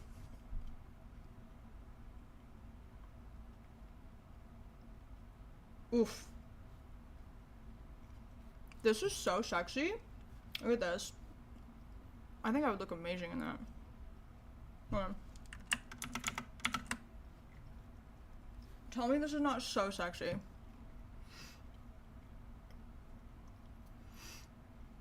Yeah, she talked about healthcare at the Grammys like 2 days ago. That is political. Ooh, I think you did. Is this the right girl? I don't know if this is the right girl. There's a number of chainmail girlies on Twitter.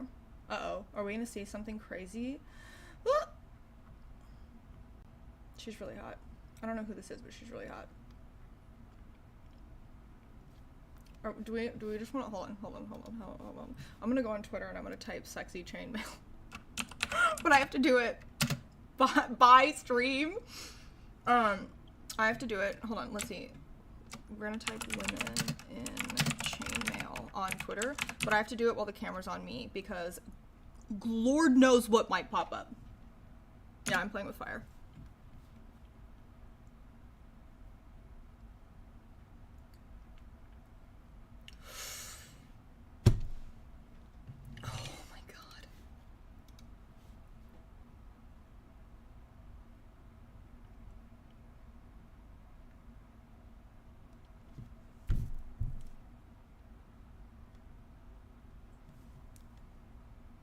I would do whatever she wanted. I would do whatever she wanted, even if it was evil. Please. Please, God. Please, Jesus, I've seen what you've done for others. Do I want to be her or do I want to be with her? Yes. The answer is yes. Fuck.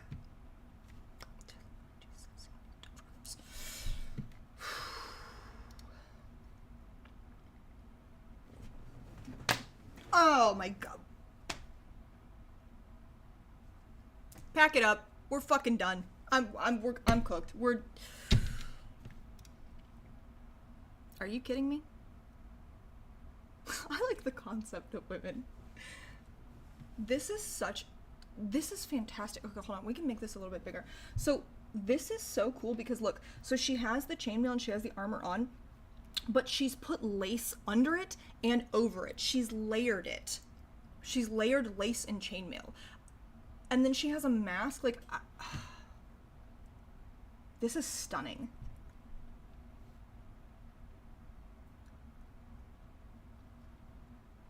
Yep, Ren Fair outfit. This is actually stunning.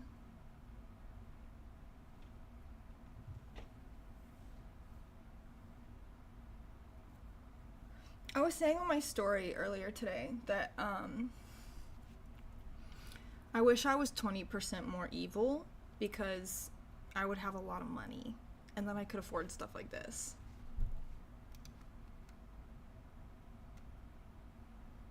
Can we continue to scroll? Look at this. Yeah, this is really cute too. I feel like stuff like this, so tops like this, I could never wear this. And the reason why is because tops like this look amazing on women with like really small chests. When I put that shit on, it just looks like it doesn't look the same. It's not like, with my body type, with larger breasts, you need stuff that is very fitted. Anything where like this would hang loose on me, right? Like it would go over my breasts and then it would hang loose on me, and they would, all the like wiggle room that it would create and all that like space in between, it never ends up looking good. But this looks incredible on her. Yeah, like something like this would be a much better fit on me because it actually is like a lot more fitted. We need plate. Yeah, I need like actual plate armor for my enormous tits. One of my mutuals. First comment. Of course. Yeah, this is so beautiful. And I love this sword too. This is the first look we've got at the dagger and the sword. It looks like she's got, I can't tell if that's like a gem right there in that sword.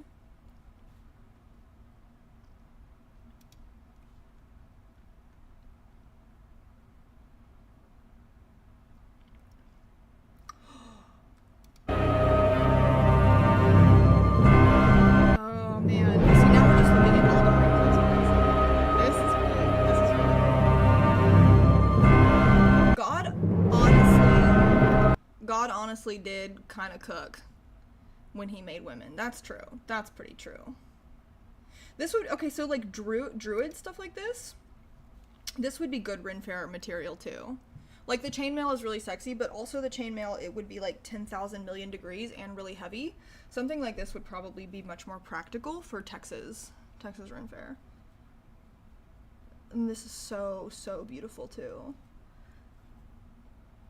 We love a green corset. Jeez. Yeah, okay, I was gonna say, she's gotta make this stuff herself, and then it says it right here.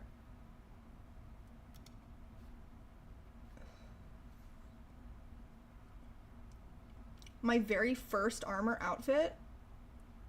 I'm gonna kill myself. Oh my god.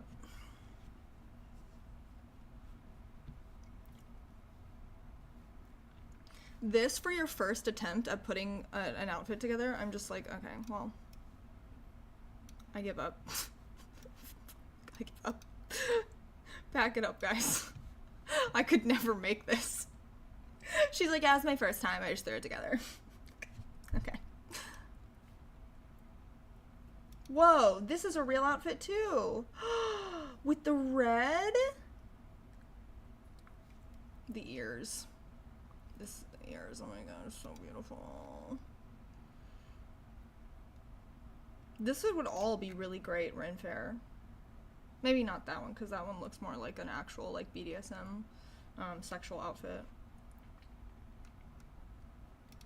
Okay, here's an up-close look at it. The red and the chainmail go so hard. This is insane.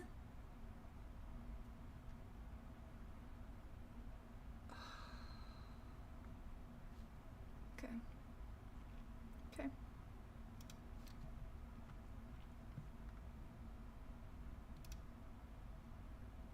Yeah. Kink at Ren Fair discourse. Yeah, we're gonna start kink at Ren Fair discourse. You guys can see her at. You can see her Twitter at right here.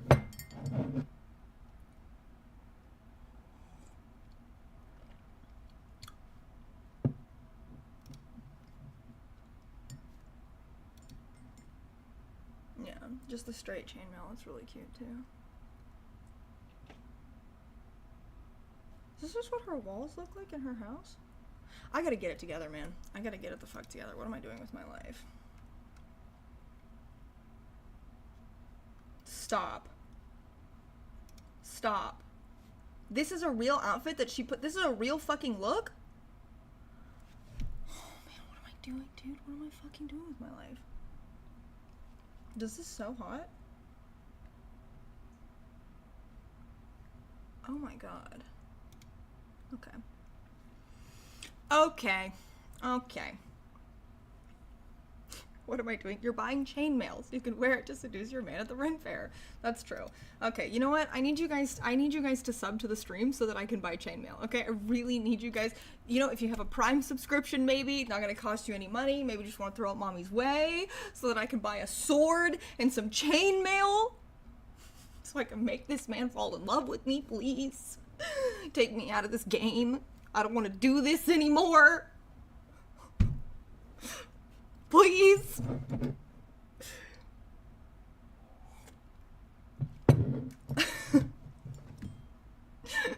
Please, chat, I can't go back to the dating pool. I can't do this again. Ugh. Am I gonna stream more? Yeah, maybe. We'll see. I streamed twice this week. Milady? Yeah. Yeah. We'll see. We'll see what happens. God. Do you guys remember when we watched the PETA Fidel Castro sex ad? I feel like that was a lifetime ago. That's fucking million years ago. Hey, Tyrannex, thank you. Thank you. I feel like this happened to a different person. Like, I don't feel like I'm even that girl anymore, you know? Thank you so much, Tyrannex. Look at that, we only need 3 more, and then we're at our goal. Hi. 2 times a week, we're setting records, yeah. No, this happened to a different, I don't even know who that girl was anymore. Oh, but you know what is really, what's a really cool thing that's happening?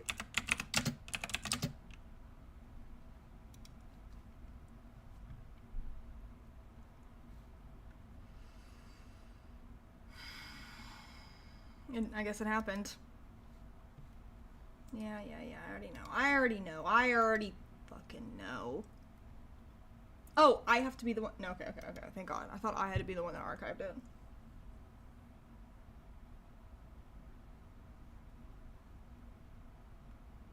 So I saw this one earlier. I know he passed the Senate. Or no, I know he passed the House vote, but he needed to do the Senate vote. This was updated 37 minutes ago, so maybe we'll get our answer. I am once again asking for a no context channel in the Discord server. Okay, I'll make you one.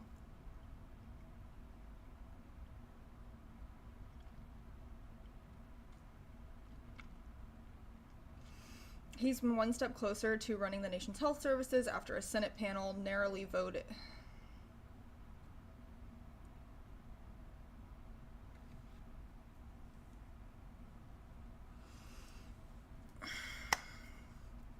God, grant me the serenity to accept the things I cannot change, the courage to change the things I can, and the wisdom to know the difference. Okay.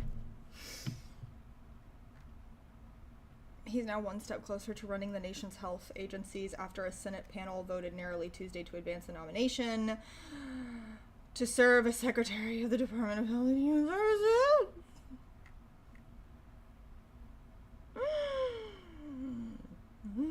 Okay, it's fine, everything's fucking fine.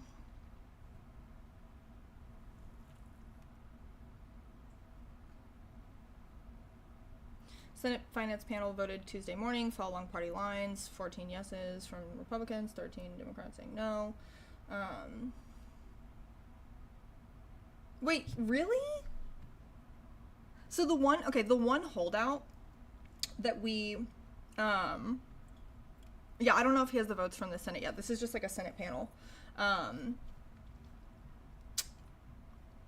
The one holdout that they thought was going to be an issue was Bill Cassidy, and I guess he went ahead and opted to vote for him.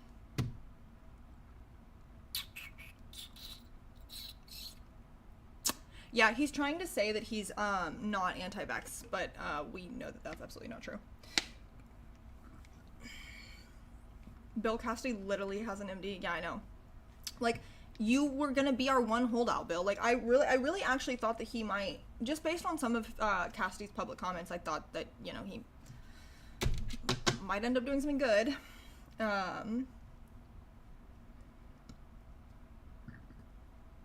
His nomination will now advance to a vote before the full Senate, which has not yet been announced, but it's scheduled for sometime next week.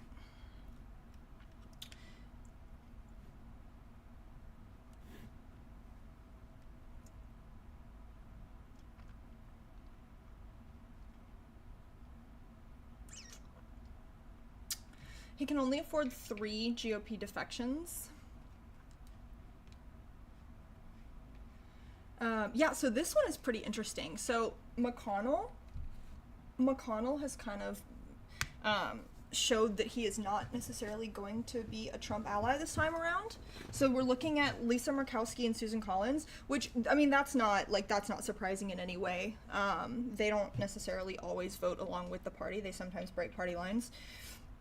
But I would be very interested to see Mitch McConnell vote against this. They only ever defect when the nominee was never going to pass anyway. We'll see. We'll see what happens.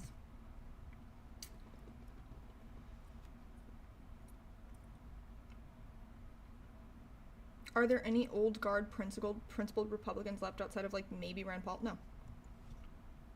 No. Everyone has bent the knee and is kissing the ring.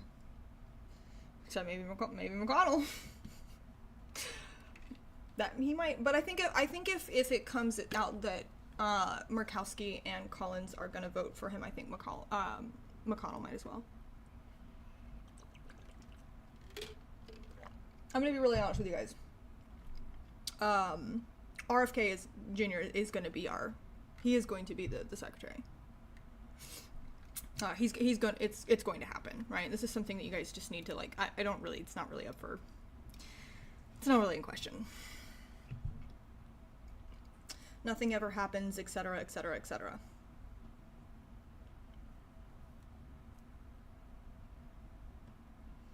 Since Mitch has literally seen the Grim Reaper live on TV, he might be a bit scared of the depths of hell he's getting sent to. No, I don't think so. I don't think Mitch McConnell's gonna do a good thing ever. Get ready to boil your groceries.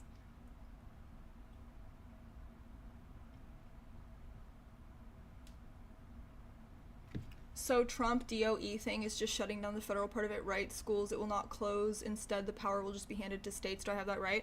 Well, hold on. What's happening today is that they are purging a lot of Department of Education employees. So I'm not entirely sure what Trump's long-term plan is for the Department of Education. He's talked pretty regularly about completely restructuring it. At times it's been mentioned that they want to do away with it completely. They're not talking about closing a bunch of schools. That's not really that's not something that's, like, been openly on the table. What I think we're going to end up seeing is, I forgot you're a regular here. He hasn't been here in a while. What I think we're going to end up happening is that they're just going to break the department. And what is that going to look like for schools on the ground? I don't know, and I don't think that that's something that anyone can predict at this point. Like, I really do think that... I know that there are political streamers that will tell you, like, oh, this is what's going to happen, this is going to happen, this is going to happen, and this is going to happen, and this is going to happen. But, like, nobody actually knows what's going to happen right now. Especially with things changing every fucking 5 minutes, right? What do I think is the most likely outcome? I think they're going to break the department so that it becomes very difficult for it to get anything done. I think they're going to strip it down. They might even, we might even see something like we saw with USAID, where they kind of just shuffled it under like another department, you know, like now Marco Rubio's in charge of it. We might see something like that. I really believe that that their goal, one of their big goals, is just to break things. It's just to break things. And so what will happen for schools across the country, like physical schools, I really think that that is going to be determined by how effective they are in breaking these departments. Everything gets worse and shitload of cronies get contracts. Yeah. So what they're doing right now,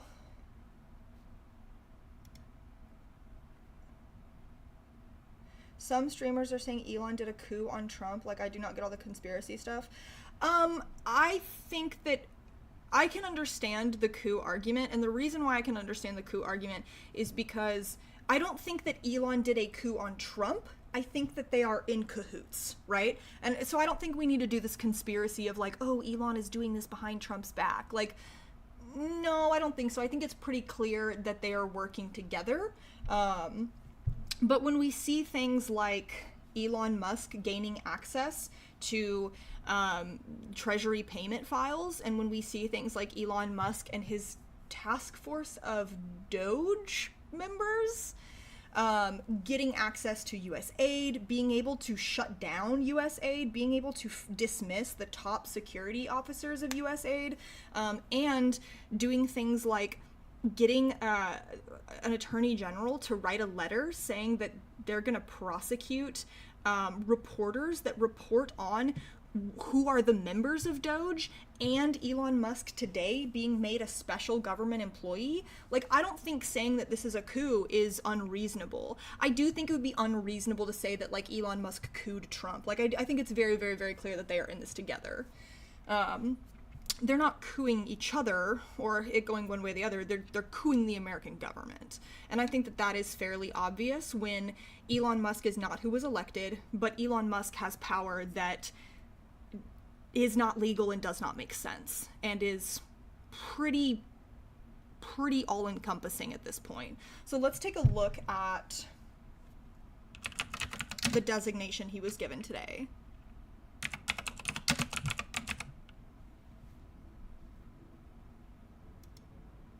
I do not like HB1 Elon, but I still think he has less power than Trump. That's hard to say, right? Because we don't know what's going on behind the scenes. We don't know if Trump is, like, kind of gritting his teeth and letting Elon do this. If, like, Trump kind of made a deal with the devil to get reelected because he knew that if he didn't get reelected, he was going to prison. So it's hard to say, right? Because, like, we really don't know if Trump is just kind of like, okay, whatever, you're fucking annoying, but you have a similar vision, so, like, go do whatever you want.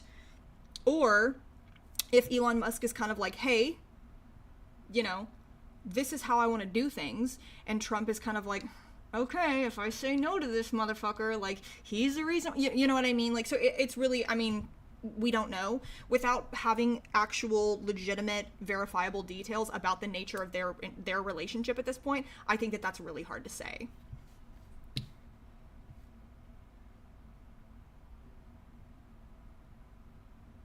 So,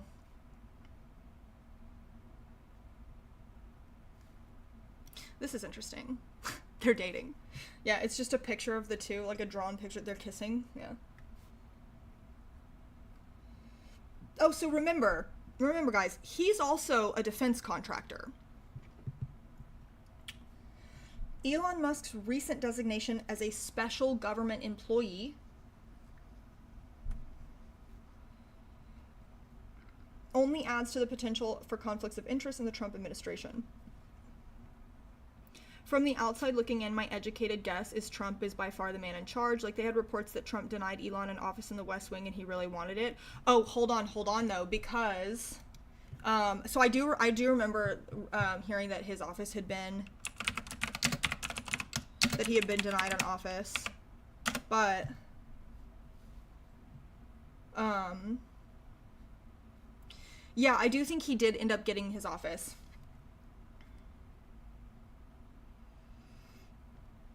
And, I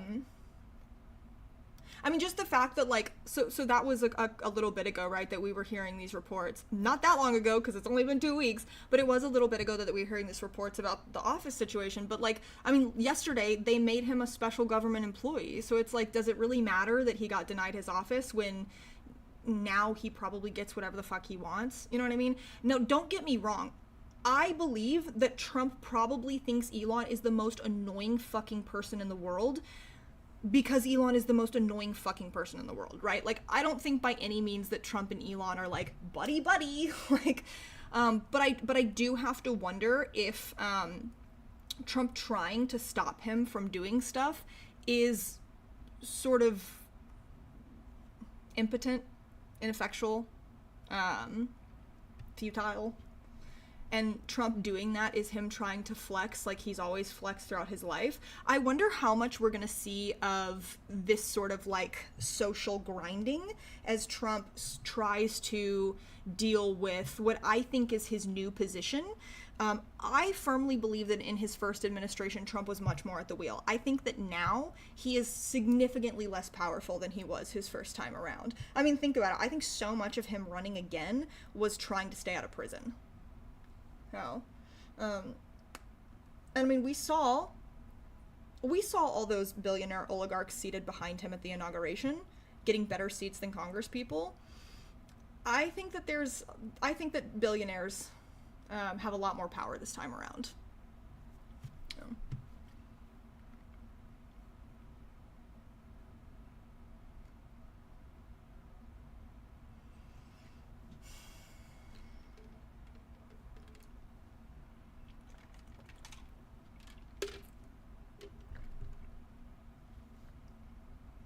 Musk, who is running the White House's Doge effort, is also CEO of SpaceX, which has received about $3.3 billion in unclassified prime revenue over the past 12 months. According to USAspending.gov, how much you want to bet this website goes away soon? Ethics rules require federal employees to recuse themselves from any decision that they know can affect their financial interests. Yeah, I think all of this stuff is done and over now. I don't think rules like this matter anymore. Richard Painter, a former White House lawyer and prominent government ethics expert, said Musk might be susceptible to criminal prosecution if he does not recuse himself. I don't think we're seeing anything like this either. I think we just need to give Trump a few months watch and monitor, see how it all goes. For example, people thought Trump was going to hurt America with tariffs, and it turns out he just used to get concessions from other countries. Well, it's too soon to say that as well. So the tariffs, I don't know if you were here earlier, but the tariffs on Canada and Mexico are paused for a month, but the Chinese tariffs are still, the Chinese retaliatory tariffs are in place.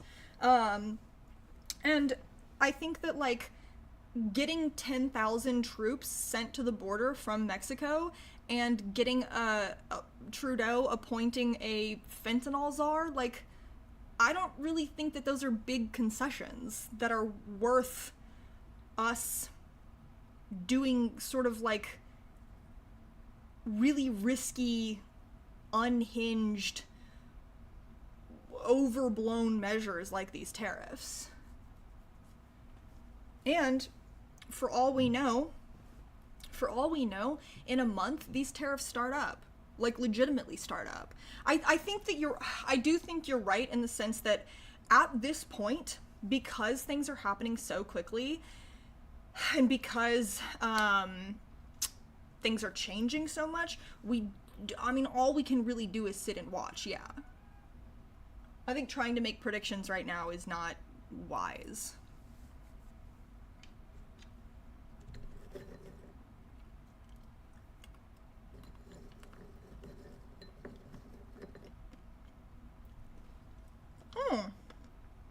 Hi.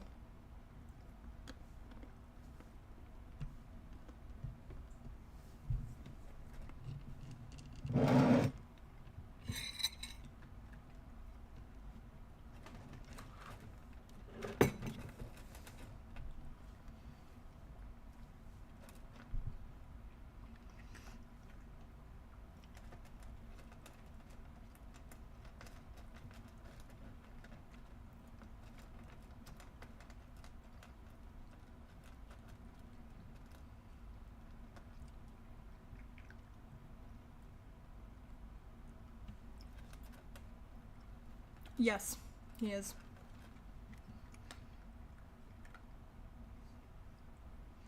Yeah, I don't think you should feel good about this.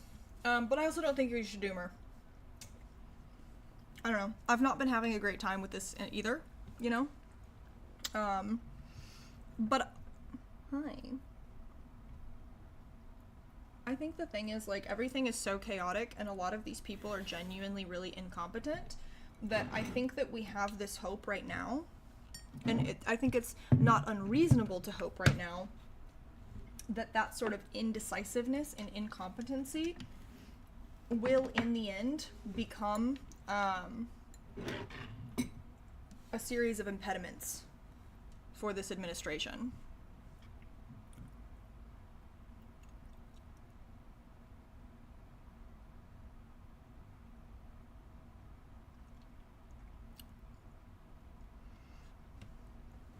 Trump's use of tariffs had some brilliance.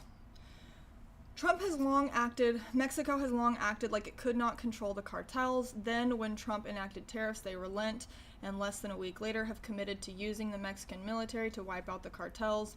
Trump knows Mexico is corrupt, so instead of fully committing and doing away with the tariff, he simply paused it for 30 days to see if they keep their word. I don't think that that's correct, that Mexico has not ever done anything about the cartels.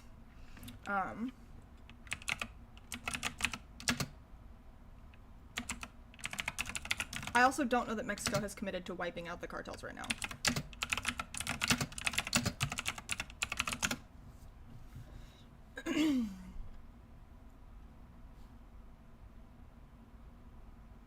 Yeah, this is a quote from Trump's border czar. The troops, my understanding is that the troops going to the border are only to help with the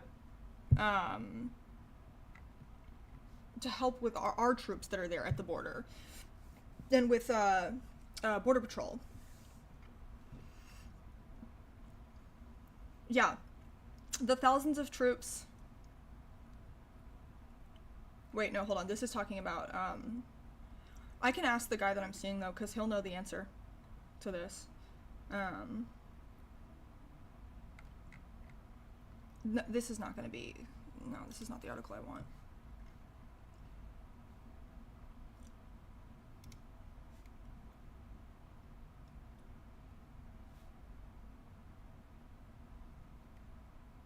Yeah, look. Claudia Sheinbaum angrily rejected an accusation by the United States Saturday that her government has an alliance with drug cartels and vowed to retaliate against Donald Trump's sweeping tariffs.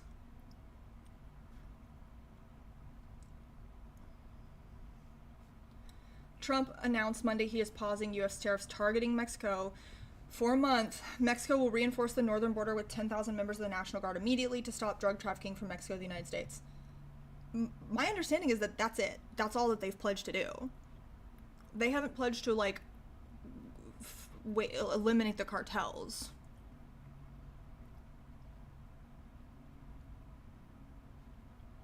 It just seems like she said that's kind of bullshit that you're saying that we have an alliance with the cartels. Damn, not only that, but she said, we categorically reject the slander made by the White House against the Mexican government about alliances with criminal organizations. This is what I wanted to read to you guys at the beginning.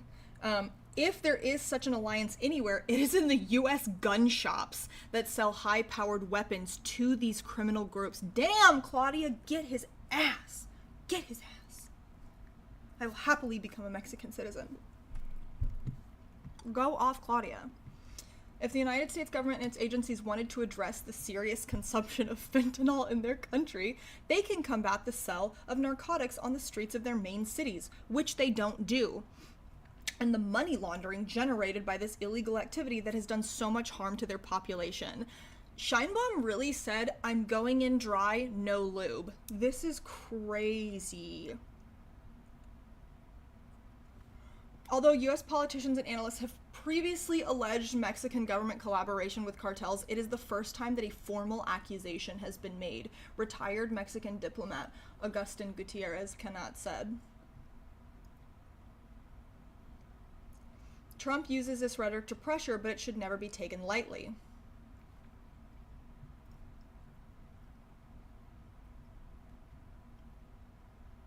Yeah, this doesn't look like, it doesn't seem to be any information at all. This does not seem to be true. That in response, Mexico has pledged to wipe out the cartels. If anything, it seems to be true that Mexico said, fuck you for saying that, it's your fault, actually.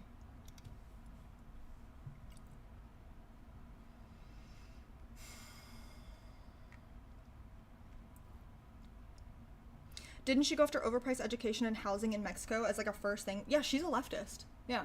She's a wildly popular leftist.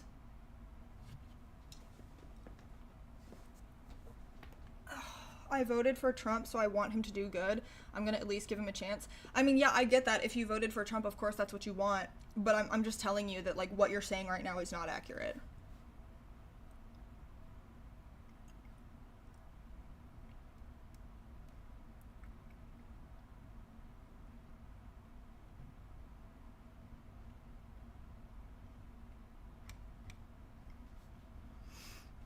Okay. So this is like, so here's what is happening with the Department of Education, because you actually brought this up first. Mel writes, Department of Education Department employees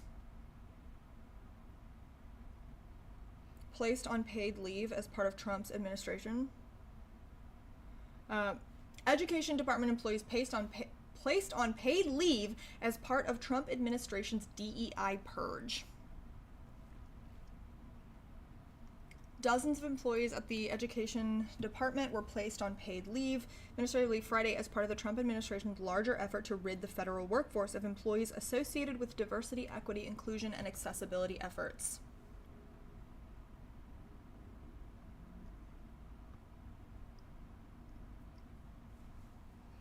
So, when I read about this the first time, because I was a little confused, right? I was like, are they firing people that they think were hired through these programs? Like, are they firing like women and black people and people with disabilities? But it looks like they are firing people who are associated with like running and operating the DEI programs, not necessarily people who were hired through them, although I would not be surprised if that is step 2.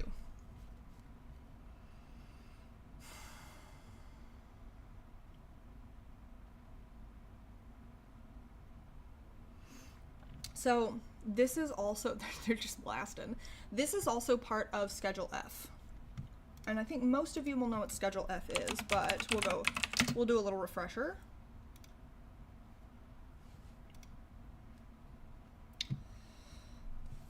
Oh my God. Okay.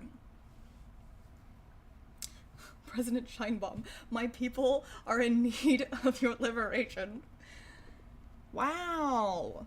Wow. Restoring accountability to policy influencing positions within the federal workforce. Issued the day he was inaugurated. Okay. Article 2 of the U.S. Constitution vests the president with the sole and exclusive authority over the executive branch, including the authority to manage the federal workforce to ensure effective execution of federal law.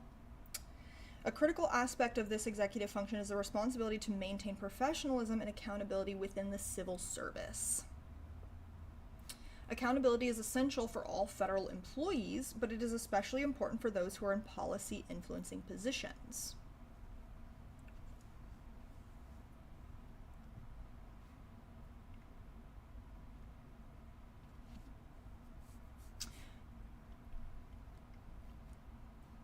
Yeah, here it is.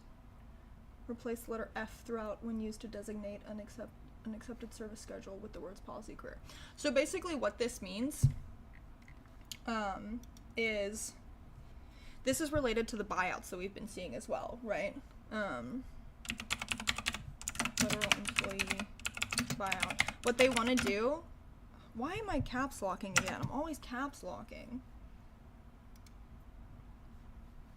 So Schedule F, basically what that meant in much more plain terms is that government employees who are like civil service government employees and who are not administration specific government employees. So like you know, there are people who are part of the they're part of the federal government because they're part of the Trump administration, and then there's people who are part of the federal government, and they have been there since time immemorial, and they have been there since Jimmy Carter was in office, and they will be there until, you know, the 50th president, like, you know, so there's a difference, right?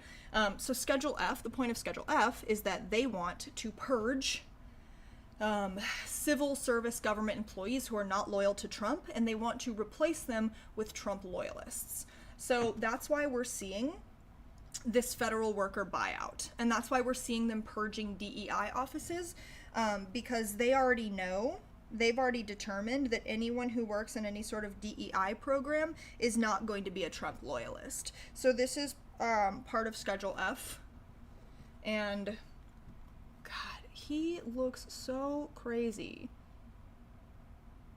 When you see his makeup up close, that's so fucking outrageous.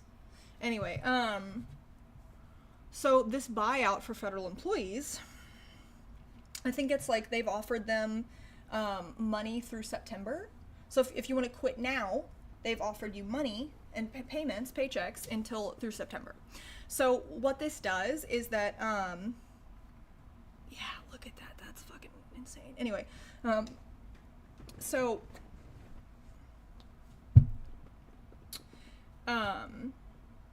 what this does is it means that, like, if you are not like a real ride or die for the administration, you're gonna take that payout, right? But if you're a true believer, you're gonna stay. So this is actually a really, really, really good way to implement this schedule without having to do like very overt, you know, fire alarms, very in your face purges. This is a very clever way of doing that, actually. Okay, here it is. The program offers to continue to pay federal employees through September 30th of this year if they resign by Thursday, the 6th.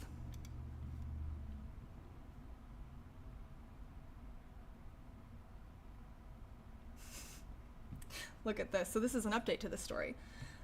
Federal employees have started receiving emails. They've received the contract that they could sign largely lays out what OPM has previously stated would be offered if an employee accepts the deal, with one major addition.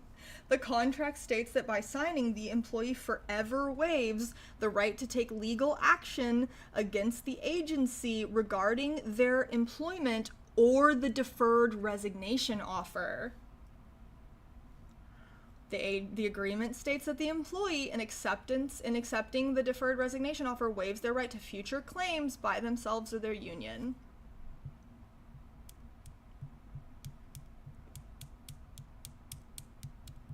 So they're going to cut you, and then they're not going to pay you. And the contract that you signed is going to say you can't do anything about it.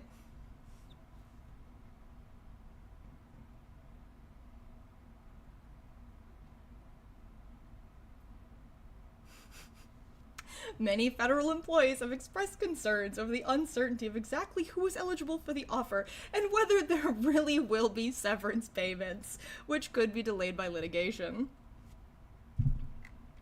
I told you earlier, everything is just 3 dumb scams in a trench coat.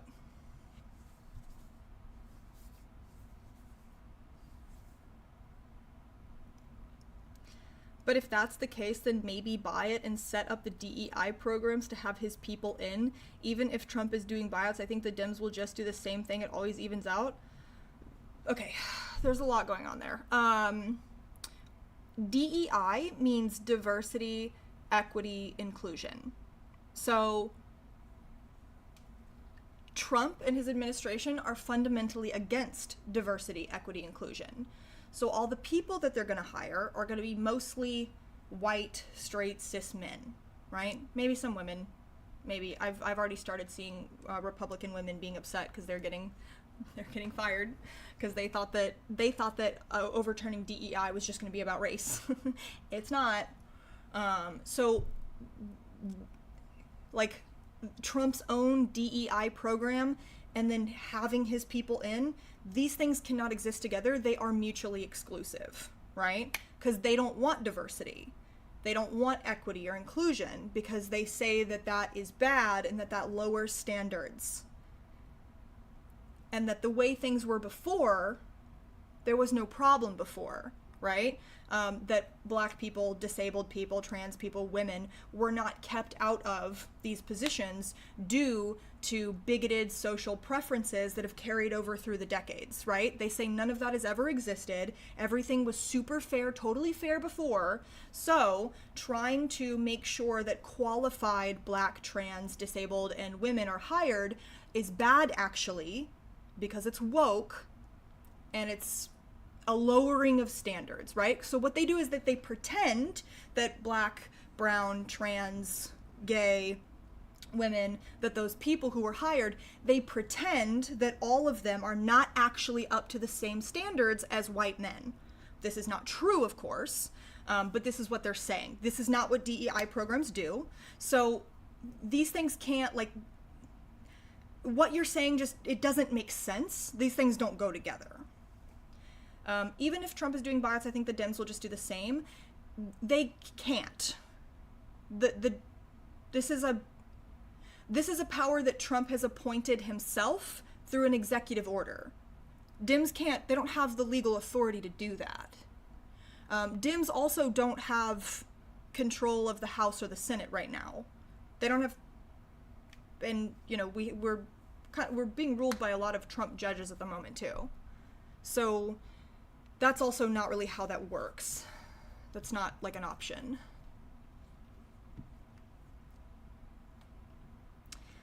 If they don't pay, they breach the contract though, right?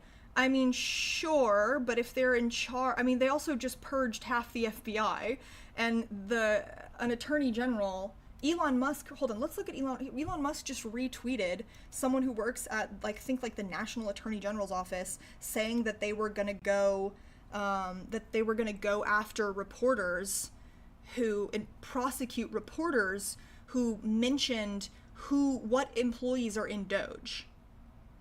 So, yes, it would be illegal, but, like, who's gonna enforce that? Oh, no means I am saying they won't get away with it more. Oh, yeah. It would be illegal, but, like, they'll get away with it, you know? Let me show you guys that tweet, actually. Why does this keep happening? Oh, because I'm going the wrong thing.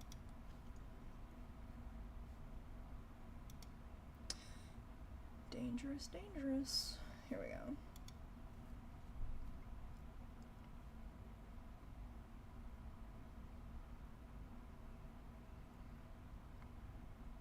Oh yeah, Elon Musk keeps talking about how, like, he called USAID a viper's nest of radical Marxists that hate America, which is insane. But yeah, they keep saying that everyone in the government is like a crazy radical Marxist, and I think, like, as a radical Marxist, I'm just sitting here like, okay. Dim's crying, but the rules say a dog can't play basketball as Air Bud fucking dunks on them over and over again. Such a good tweet. USAID was founded during the Cold War as a soft power method of fighting communism. Literally, yes. USAID is one of the ways in which the United States maintains soft power around the world. So dismantling it is a absolutely batshit insane thing to do. Saying that it's infiltrated with Marxists is also a batshit insane thing to say. This is our one chance to return power to the people from an unelected bureaucracy back to democracy. You are not elected. Only with the support of you can this succeed. Thank you, unknown soldiers. Literally the most, like, on its fucking nose fascist statements, fascist propaganda I've ever seen in my entire fucking life. You're all soldiers. This is for the people. I never knew you were a Marxist, but I'm cool with everyone. Yeah, I'm like pretty openly a socialist, my guy.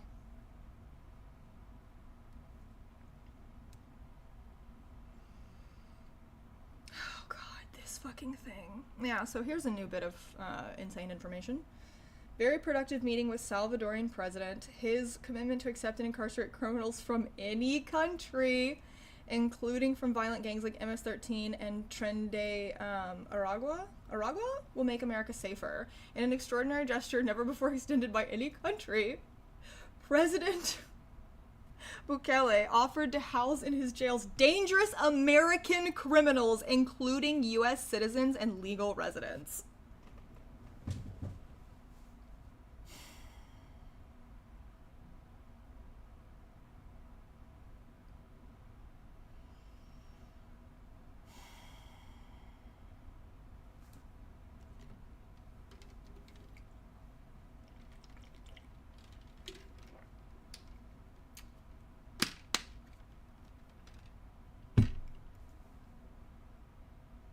You guys want to just take that statement in for a second?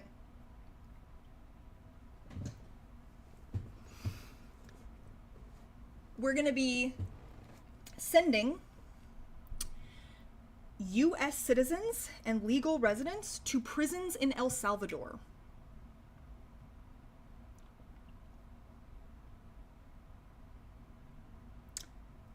I wonder what prisons in El Salvador are like.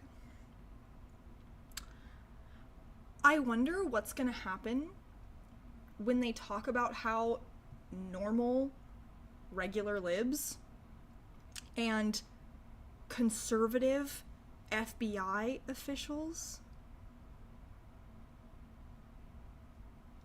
Trump never agreed, did he? I think we just have the offer. My guy, the Secretary of State is tweeting about it. This isn't like an article from Reuters or AP News that the president of El Salvador tweeted this out. This is a celebration of this from the Secretary of State.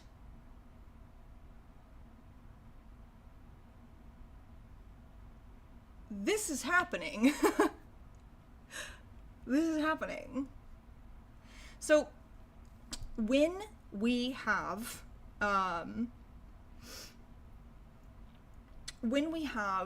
people who, like conservative FBI agents who were assigned working on January 6 cases, being portrayed as radical Marxists and being fired and purged from the FBI over it, and when we have people who work for USAID being called dangerous, poisonous vipers who are radical Marxists that hate America, when they're probably just like regular libs who want to do humanitarian work, do you really think that political dissidents will not be sent to El Salvadorian prisons? Do you really think that? Yeah, it's fucking gulag o'clock. Exactly.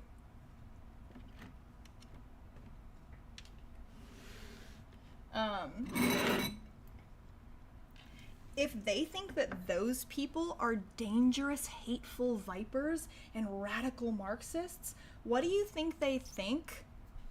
Most aren't even lib, they're neoliberals. Yeah, I'm sure.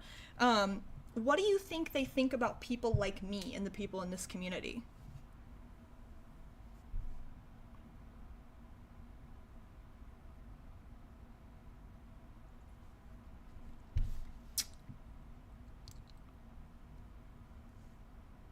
I bet you that if you attend a protest and it gets declared a riot, and here's how easy it is for it to get declared a riot.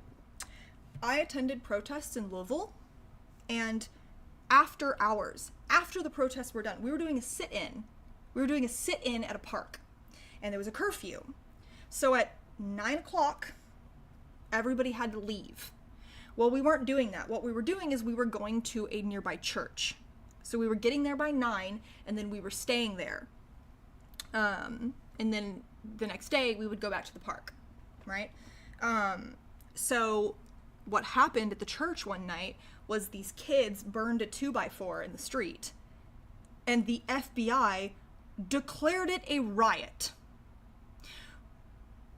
I was legally designated as a rioter while I was inside the church. Everyone there was declared a rioter. Yeah, we had helicopters flying around us. LMPD was surrounding the perimeter of the church in full fucking riot gear with like shields and weapons and helmets and all that stuff. And they were coordinating with the people, the church elders, about whether they were going to respect sanctuary or not. Sanctuary is not legal, by the way. Sanctuary is like a social norm. It's not like a legal thing. They could have gone into that church anytime they wanted to. They were trying to figure out if they wanted to deal with the social backlash or not. And if they had gone into that church, which they were trying to for most of the night, we would have been arrested on federal riot charges. Do you really think if going forward something happens at a protest and it gets turned into a riot and you get declared a rioter, and if they find that on your online profile you're a communist or you're a socialist, you think they're not gonna send you to an El Salvadorian prison? Because that would be wrong and bad. Be so fucking for real right now.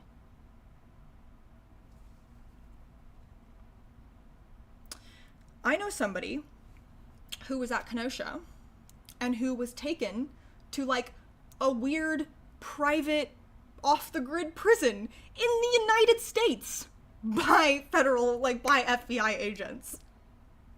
Come on, be so fucking for real. Yeah. This is very bad. We're gonna send US citizens and legal residents to El Salvadorian prisons is like very bad, actually. Me in the back of the FBI van going to a black site being like, I'm just a little baby. Did you ever consider that I'm just a little baby? I don't have any information about the Communist Party. I'm just a little baby. My FBI agent being like, you're 30 years old. I'm like, I'm just a girl, officer. But officer, it's my birthday. And I'm just a little birthday girl. You wouldn't take a birthday girl to a black site prison, would you? And somehow every time it worked. Me in the back of the FBI van being like, but officer, no, don't take me to a black site prison. I'm so sexy. And they're like, you're right. You're right. You know what? You're so right. We will rape you first, then we will take you to the black site prison. And I'm like, no, I'm not sexy. I'm not sexy at all. I take it back. I take it back. I shouldn't have said anything. Yeah.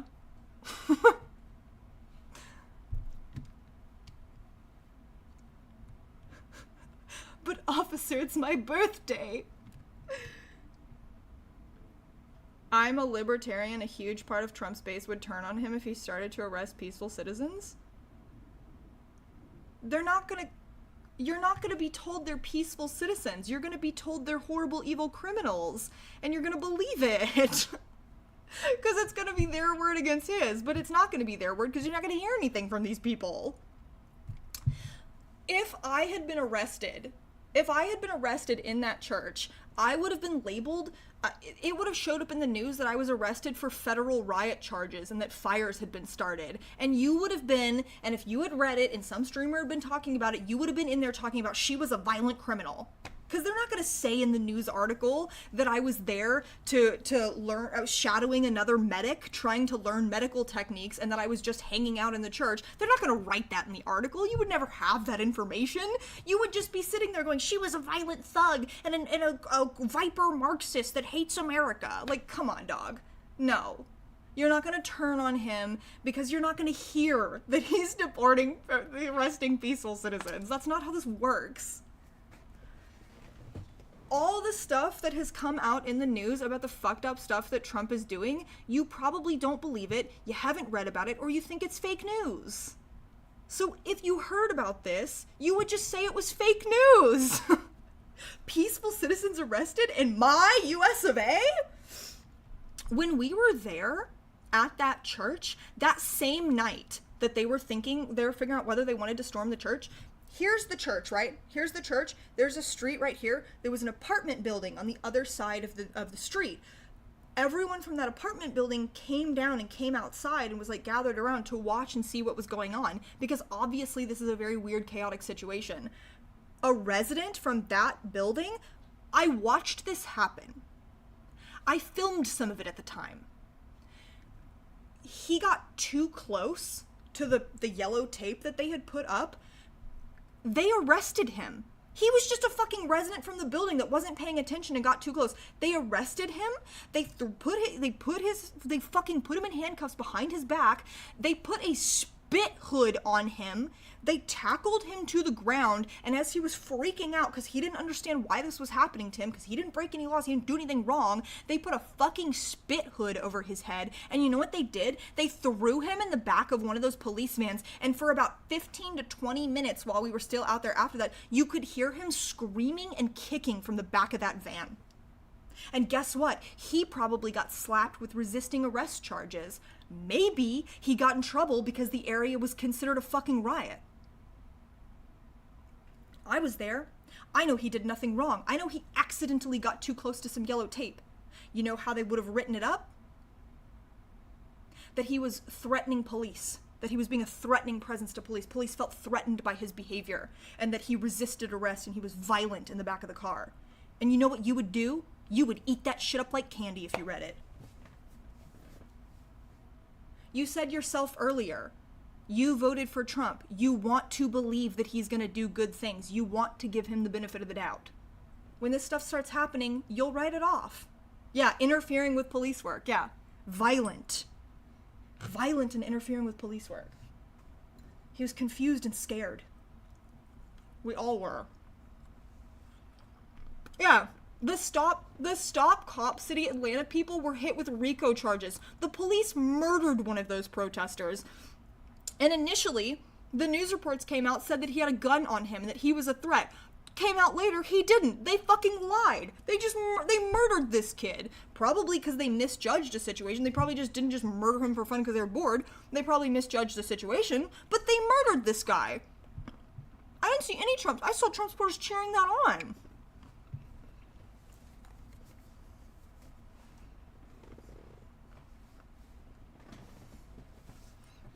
Wait, they fired blindly into the tent he was sleeping in? No.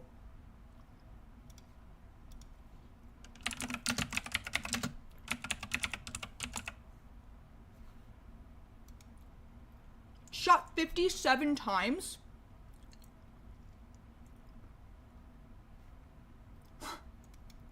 He was a climate activist.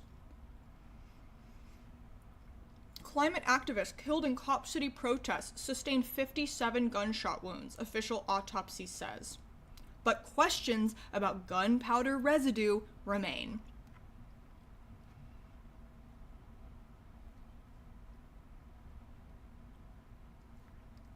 In the report, the examiner noted there was no visible gunpowder observed on his hands. He didn't have a fucking gun. He didn't fire a gun at a cop. He was murdered.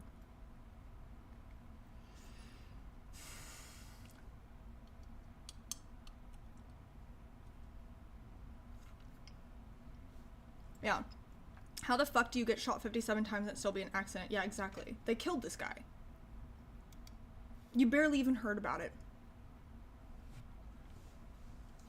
No.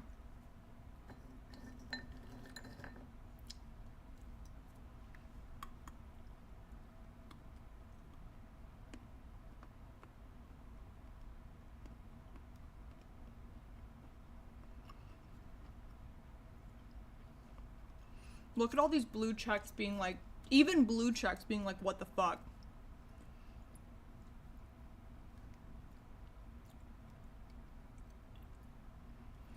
Look at this. Trump supporters saying, make it a comfortable place for all of our corrupt Democrats. Such generosity and allegiance should be rewarded greatly. We should have a free travel agreement with them. We have 60,000 foreign-born prisoners in the United States right now. Let's take up our friend's offer and start saving money and pre-deporting these people.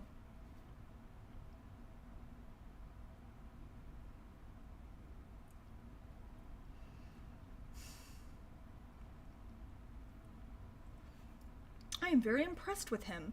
I am shocked at his offer to help our prison situation out. Really a great gesture. Not sure how I feel about it yet, but worth thinking about. I saw a tweet the other day that was like, I saw a tweet the other day that was like, every morning you wake up and the news is like, Trump has, like, set 10 different forests on fire, and all the comments are like, praise Jesus, this is what we prayed for. Hold on, I gotta find it.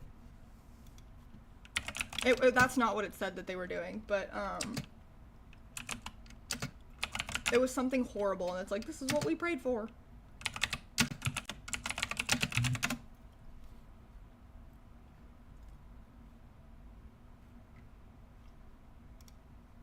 No, it should be top.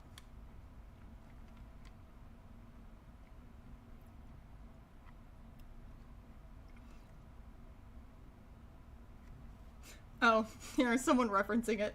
Saw a post last week that went something like, every Twitter post these days is Trump signs executive order turning off the electrical grid.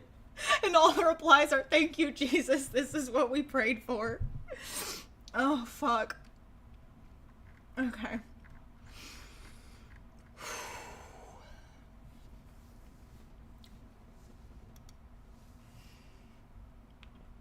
I want Trump to bring the country together. He's breaking our government, dog. He's talking about sending American citizens to El Salvadorian prisons.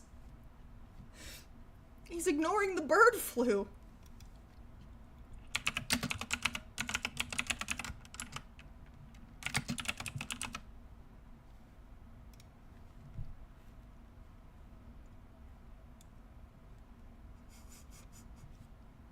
What to know about El Salvador's mega prison after Trump deal to send people there.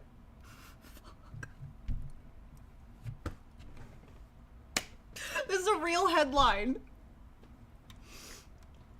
What to know about El Salvador's mega prison after Trump deal to send people there. That's what headlines are like now. I wake up and this is what headlines are like now. And there's like 20 other headlines like this.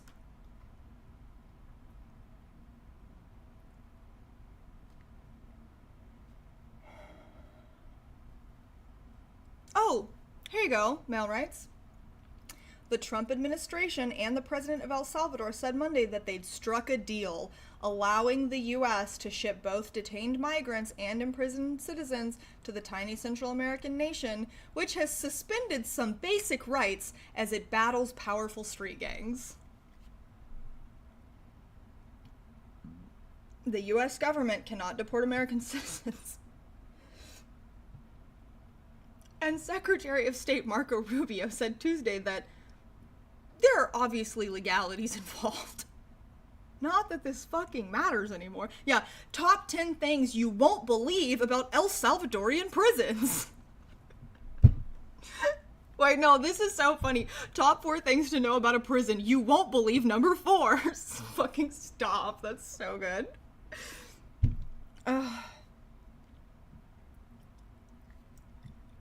Yeah, this is Watch Mojo. Fuck. We have a constitution, he acknowledged, but it's a very generous offer. Obviously, the administration will have to make a decision.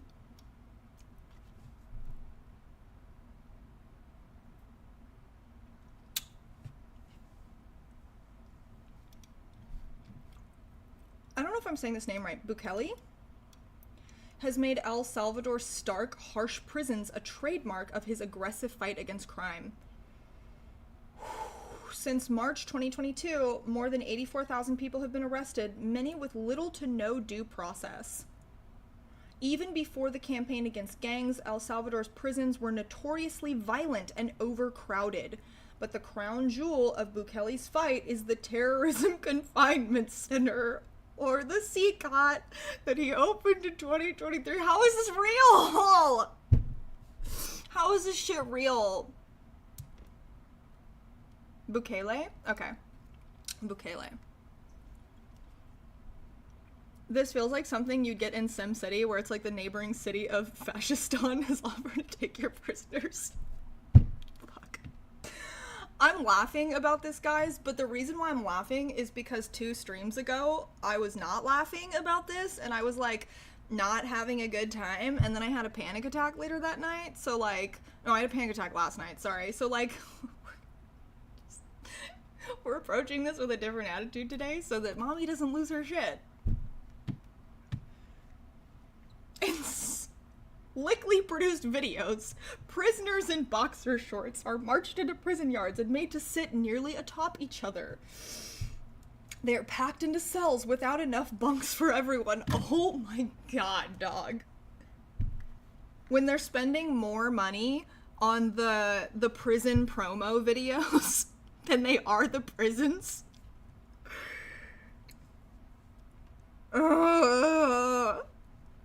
How much money do you allocate for prison care? Oh, like $20,000. What? Yeah, but check out these videos. Cost $1 million each to make.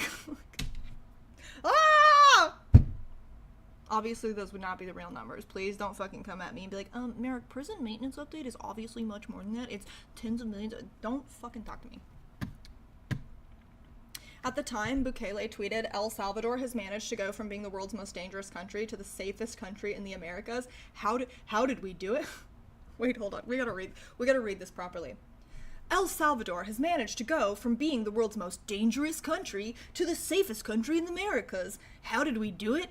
By putting criminals in jail. Is there space? There is now.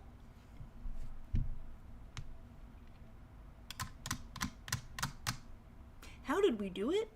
We stripped 84,000 people of their basic human rights. Even before his announcement with Rubio, Bukele had planned to put more people in prison. Sick, nasty, bro. That's cool. Bukele ordered the mega prison. Fuck. Mega prison is such an awful fucking word. Built as he began his campaign against El Salvador's gangs in March 2022. It opened a year later in the town of Tecoluca, about 45 miles east of the capital. Able to hold 40,000 inmates, CCOT is made up of 8 sprawling pavilions. Its cells hold 65 to 70 prisoners each. They do not receive visits. There are no programs preparing them to return to society after their sentences, no workshops or educational programs. They are never allowed outside. We don't believe in letting them see the sun, actually. We think that the sun is good for the human soul, body, and existence, so we deny it from them. Holy fuck. They are never allowed to go outside is crazy work.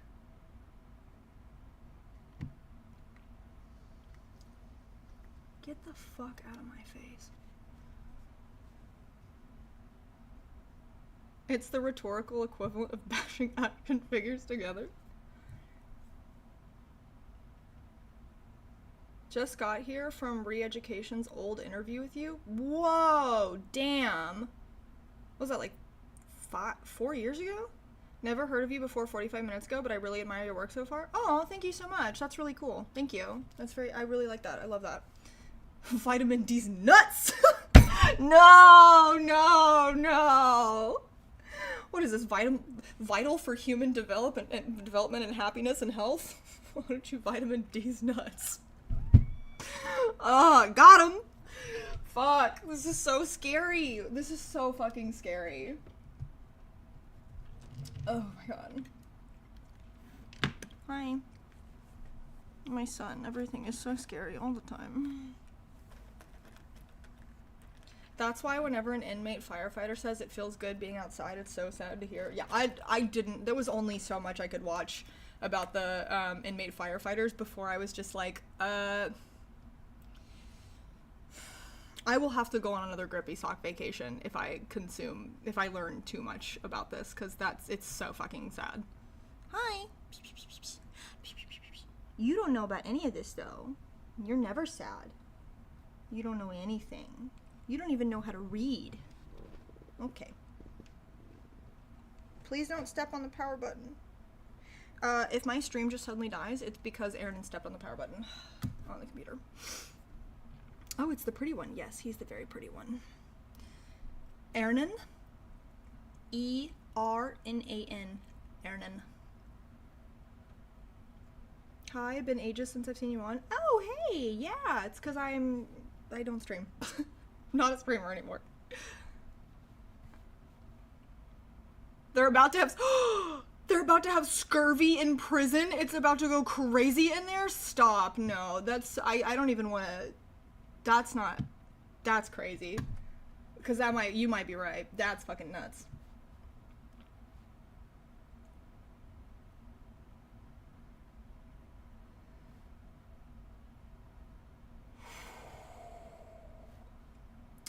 Bukele's justice minister has said that those held would never return to their communities. The prison's dining halls, break rooms, gym, and board games are for the guards. Whoa. Whoa, whoa, whoa, whoa, whoa. I'm sorry. That's some real fucking Auschwitz vibes. That's fucking nuts. That's crazy. Oh my god. There's something so incredibly cruel about, like, building grounds and pools. You know, this is something that Nazis will tell you. It is literally a work camp. Yeah.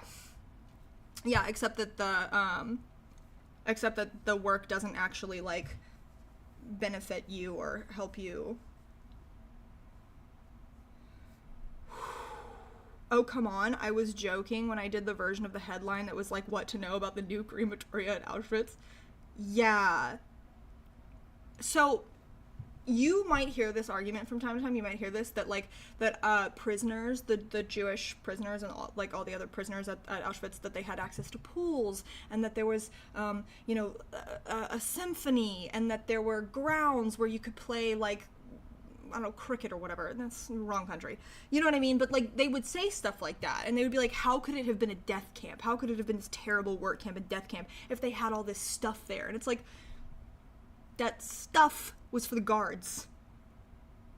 That stuff was only for the guards. So all the prisoners and the victims got to see all that stuff, and they got to see the guards accessing it, and they didn't. Yeah, the Nazi Red Cross said it looked fine, guys. This is like the same, literally same situation. And I think a lot of people will be mad when I say that. I think people will be mad when I say that because they're going to be like, how can you compare Venezuelan or El Salvadorian violent gang members to poor Jewish people? But it's like, that's not what we're trying to do here. That's not what I'm trying to say. Obviously, like, the circumstances are different, but, like, they're still people.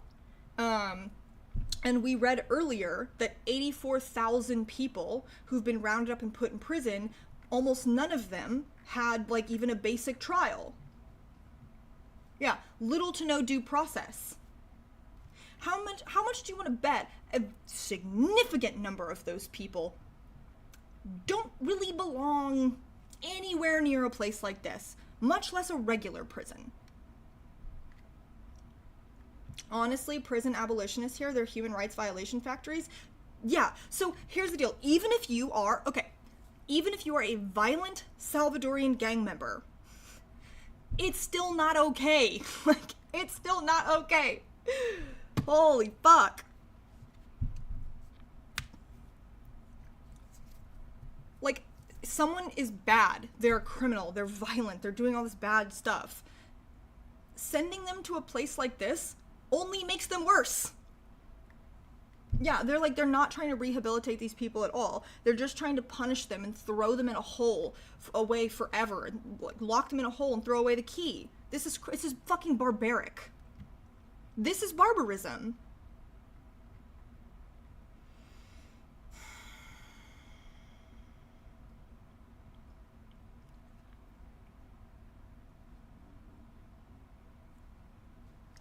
In April 2021, a year before the start of the emergency, the start of the state of the emergency, the government reported nearly 36,000 prisoners.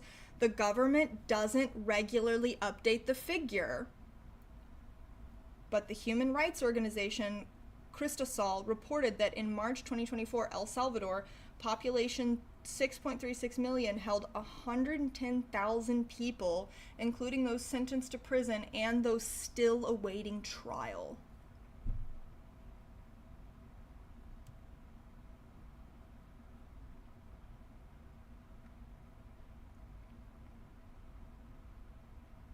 Yeah, the fact that that if you go there, no matter what you did, that they don't ever plan on letting you out, like, it's a work camp. Like,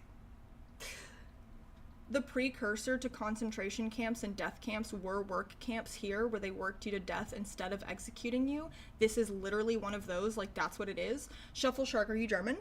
Or Polish? Yeah, I mean, this is quite literally what that is. It's modern day slavery. Well, a lot of prisons are modern day slavery. But yeah, there's definitely innocent people that are in here, in these places where they are going to, be in this hellish environment where they're, like I said, like, thrown into a fucking hole and locked away and have the key thrown out. Like, this is insane.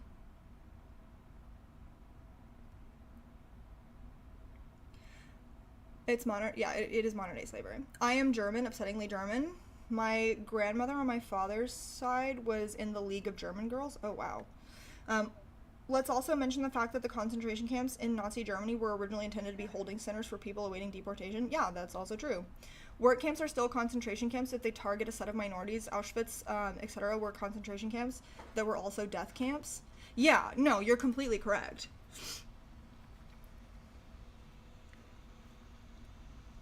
Cristosal reported last summer that at least 261 people have died in El Salvador's prisons since the gang crackdown. At least. Yeah, I wouldn't be surprised if it was a lot more than that. The group and others have cited cases of abuse, torture, and lack of medical condition. Yep.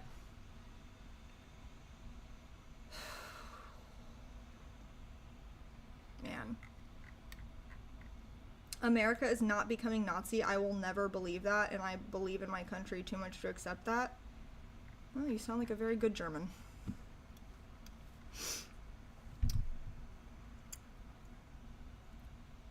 They're literally building, I mean, these are work camps. This is a forever prison that people get sent to work at until they die, because they're not allowed to be released ever under any circumstances. And they get sent there without any sort of due process. This is a work to death camp. And we've just made an agreement with this country to send American citizens there. We're building a concentration camp at Gitmo. America is not Germany. We stop them. American values are against that. Baby, that was 80 years ago. That was 80 years ago. And we waited for a very long time. We waited for a very long time to stop them, and then we imported a bunch of their scientists to work on our space program. And now we have a man running who, now we have a man in charge who said that immigrants were poisoning the blood of this nation, who thinks that women, gay people, trans people, black and brown people, probably religious minorities, are not qualified and capable of doing the jobs that straight cis white men are capable of doing. He thinks that they've been let in at lower standards. Right? He thinks that they couldn't possibly be hired while meeting the same standards as those cis straight white men. That's the whole problem they have with DEI. He's against diversity, equity, and inclusion. They're purging our government, breaking the departments, and we're planning to send our citizens to El Salvadorian work-to-death prisons.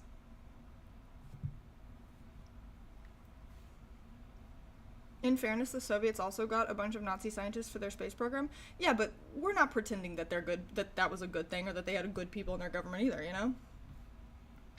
I believe the full quote is, "Fascism will come to America draped in the American flag and carrying a cross." I do believe that that is what it is as well. You didn't beat the Nazis because being a Nazi is an ideology which you can't beat through force. You can't kill, thank you. You can't kill an idea. You can't kill an idea, and we didn't. Are we going to be rounding up a certain ethnic group and sending them to death camps where we gas them to death with Zyklon B and burn their bodies in ovens? No. No, we're not going to be, no, that's not going to happen. We're not going to have an American Holocaust that looks the same way as, yeah, please no Fed posting. We're not going to have an American Holocaust that looks the same way that a German Holocaust did. We're not going to have an American Reich that looks like what the German Reich looked like. Nobody is saying that, though. We're not saying that it's going to be exactly the same. What we're saying is that this is fascistic. We're saying that this is violent. We're saying that this is hateful and exclusionary.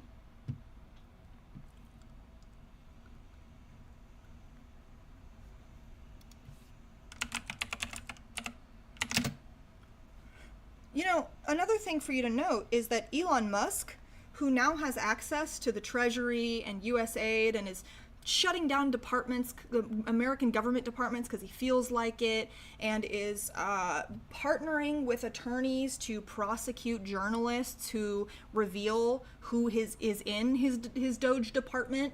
That guy, the guy who can do whatever the fuck he wants, who is now a special government employee and a defense contractor, that guy, the guy whose grandparents were part of the Nazi party, that guy, the one who was raised in apartheid South Africa, he's now endorsing the AFD. Every single day, he retweets Nazi accounts constantly on Twitter. He's been doing it for years. He has said, "You have said the actual truth," to people who are JQ posting, Jewish question posting. He has said, "You have said the actual truth," in response to that. He is now going bananas, bonkers, on pushing the AFD for Germany. He has personally inserted himself into German elections to ensure that the AFD seizes power. That's Alternative for Deutschland. Right? They have a lot of controversies for having neo-Nazis as part of their party members.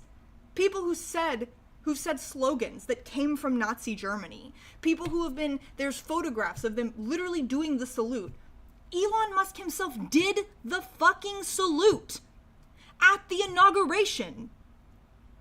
He did a Sig Heil at the inauguration. AFD is extremely far right. AFD is so far right that other far right parties disavow them. Other far right European parties go, "We're not with those guys. Hey guys, hey everybody, those guys, not our guys." How can you sit here and say that America is nothing like the Nazis and then nothing like Nazi Germany, and those were against our values? You know what was happening in America? You know what was happening in America while we were fighting the Nazis in Germany? We were segregating black people. We had a permanent underclass. We were segregating black people. We decimated the native people. We sent them on death marches. Come on. Murder, bigotry, mass expulsion of people, mass slaughter of people, eugenics. These are extraordinarily American. Yeah, Hitler was literally inspired by our eugenics laws. Yeah, Henry Ford and Hitler were like this. Henry Ford helped ensure the Holocaust happened. Fuck, man.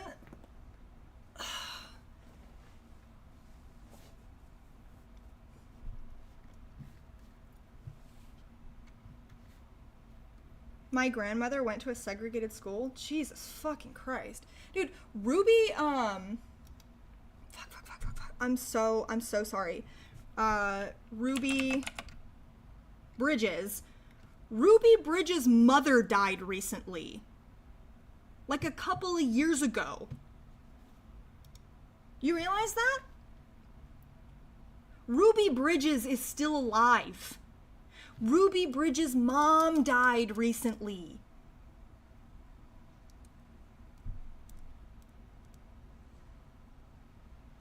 America today is a land of freedom, and that's what it's meant since I was a kid. Dog, we live in a police state. We live in one of the most advanced surveillance states that has ever existed or ever will exist on the planet Earth. Every police department has problems, institutionalized, systemic problems with police brutality and violence. We have for-profit prisons. We have a for-profit prison system. We arrest, detain, and keep more people in prison than anywhere on planet Earth. Rosa Parks died in the early 2000s. What are we talking about here? We incarcerate more people than anywhere else on the planet. This is not the land of the free. American democracy is not even fucking real, dog. Like, what are we talking about? Between gerrymandering, purging people off of voter rolls, just not registering people in time, and it all happens to be in mostly black areas? Dude, democracy's not fucking real. This is not like, we live in a police state. Like, this is not the land of the free. I'm so sorry, but it's just not. And it has never been the land of the free for a number of different demographics of people. Is it better than a lot of other places on Earth? Sure. Yeah. I mean, fuck, it could be El Salvador. But that doesn't mean that it's really what you've been sold. This idea of American freedom and American exceptionalism and this stuff is a lie. That America is this wonderful, beautiful place of opportunity. That's a fucking lie. Do you know what sticky at the ends is?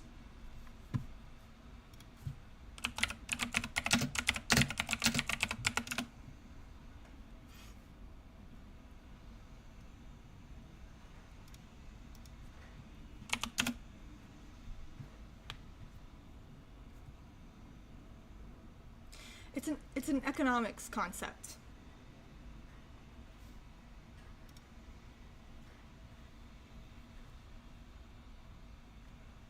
All this stuff is about DNA.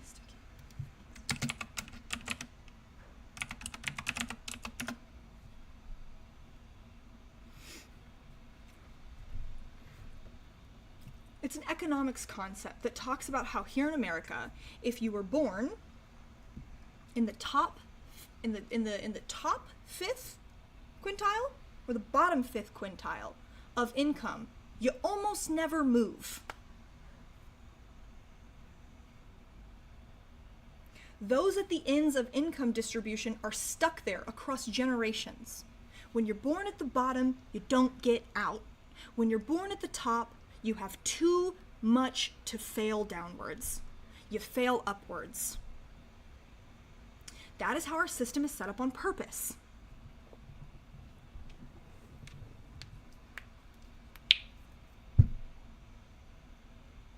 Nothing here is fair. There is no meritocracy. Meritocracy's not real. Democracy's not fucking real. Like, everything is bought and paid for. The police can do whatever the fuck they want to you. They do whatever the fuck they want to a lot of people. We put innocent people to death regularly.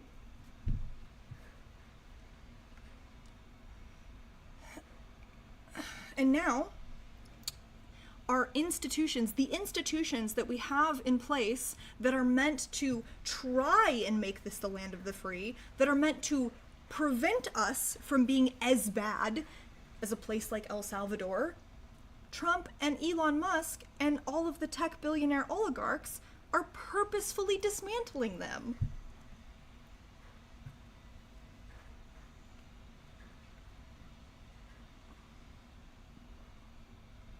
Oh yeah, but you have the freedom to own a firearm.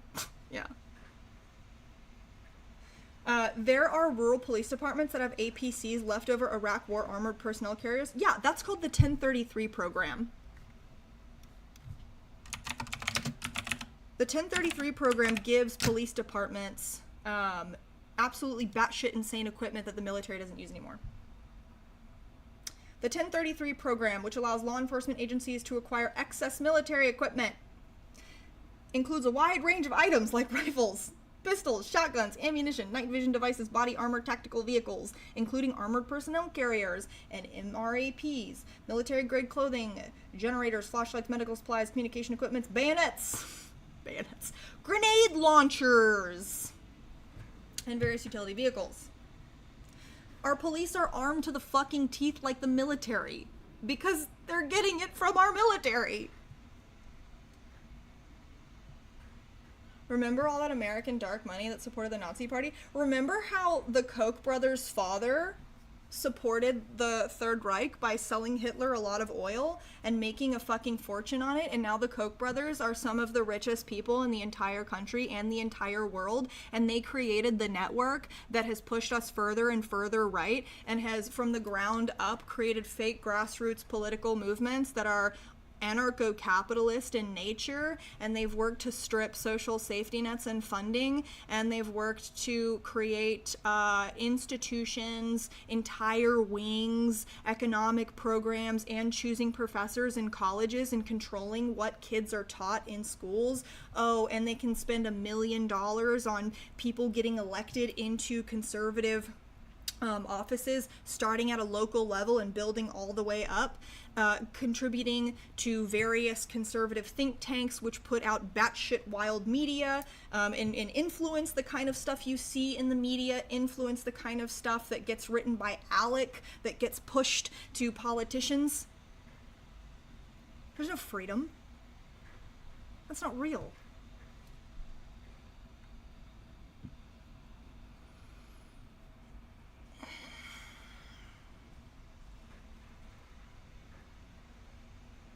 This country killed Fred Hampton. This country bombed. Hold on.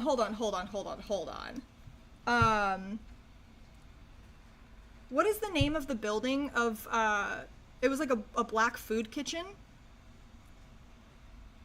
that we just bombed that nobody ever fucking talks about?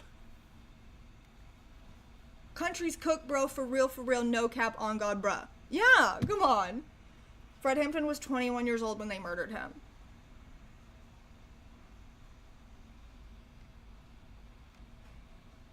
Yeah, okay, I thought it was moved.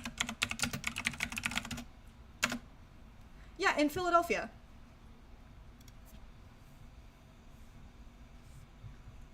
The 1985 move bombing was the aerial bombing and destruction of residential homes in the Cobb Creek neighborhood of Philadelphia, Pennsylvania by the Philadelphia Police Department during an armed standoff with MOVE, a black liberation organization. As Philadelphia police attempted to evict MOVE members from a house, they were shot at. Maybe they were, maybe they weren't. Philadelphia police aviators then dropped 2 explosive devices from a helicopter onto the roof of the occupied house for 90 minutes. The Philadelphia Police Department allowed the resulting fire to burn out of control, destroying 61 previously evacuated neighboring homes over 2 city blocks and leaving 250 people homeless. 6 adults and 5 children were killed in the attack, with 1 adult and 1 child surviving. Dog, we killed the IWW, and we fucking killed the Black Panther movement in this country. Like, yeah, MK Ultra, I think a lot of what people say about MK Ultra is exaggerated, but yes, MK Ultra was also a very real program. I love you, this is too rough for me right now. I'm sorry, I understand. Yeah, I understand if you can't stick around and watch this, I totally get it.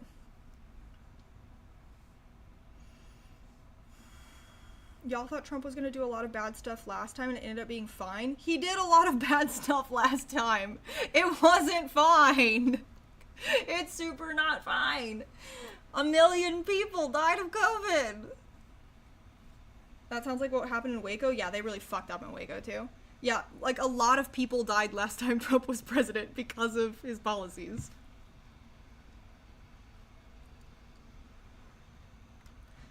Dog, they fucking gutted the Black Panther Party and the IWW. Like, that's crazy. That's crazy.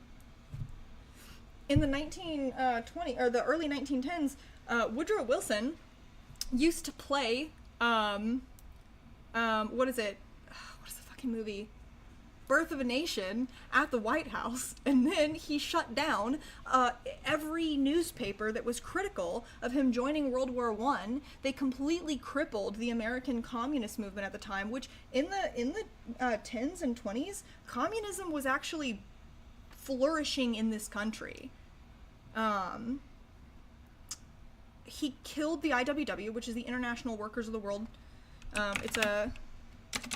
It's a union. It used to be a union with real power. Now it no longer has any real power. Sorry, not the International. The Industrial Workers of the World was a radical labor union that sought to organize all workers into one union and abolish capitalism. It was founded in Chicago in 1905, and its members were known as Wobblies. So in this country, in the 1910s and early 1920s, local police and local far-right militias used to round up Wobblies. So just union guys, and they used to tar and feather them and tie them up and put them in the back of cars and drive those cars over cliffs and shoot them and murder them and hang them from trees and stuff. Yeah, there's been multiple Red Scares in America. Yeah, this is not the land of the free. This never has been. Wasn't that film the first movie ever played in the White House? I think so. Was Birth of a Nation first film screened in White House? Not White Horror? Oh, dog, come on. Yeah, look at this. Birth of a Nation was the first movie shown in the White House in the East Room on February 18th, 1915. Fuck off, dog.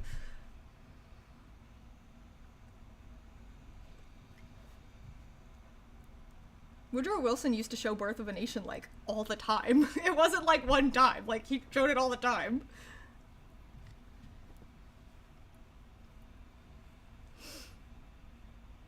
The Wobblies are making a comeback. They've been supporting Amazon and Starbucks workers. That's really cool. I didn't know that, actually. Maybe I'll join them. I know they take sex workers. I know that.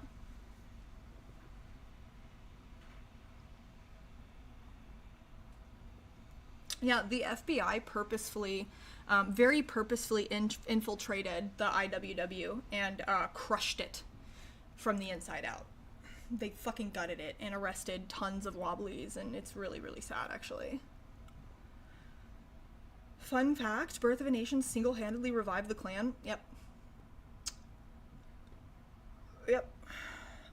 Birth of a Nation is mid, to be honest. Shut the fuck up. You're gonna get me in trouble.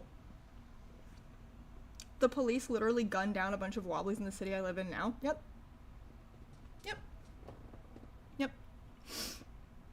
Sex workers deserve a union. Sex workers do deserve they do deserve a union, yeah. Something I've long talked about is that sex workers are prime candidates for political Sex workers are prime candidates for political radicalization and leftist radicalization at that. And the reason for that is because we are some of the most exploited workers. From strip clubs to brothels to full service, OnlyFans. Incredibly exploited. No real labor protections.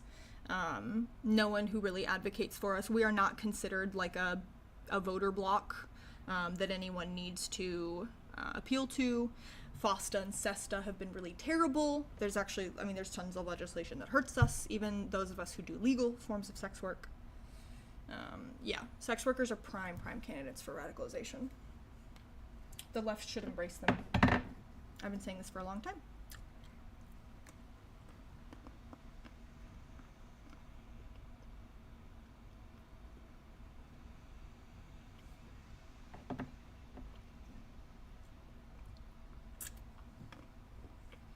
One of the reasons I've been a big fan of you for so long is your advocacy for sex workers' rights.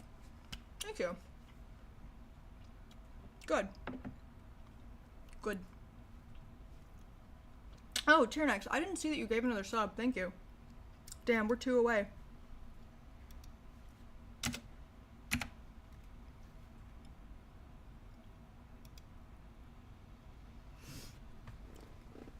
OF is a prime example of platform holder capitalism and precariat, but people are stupid, moralistic about it.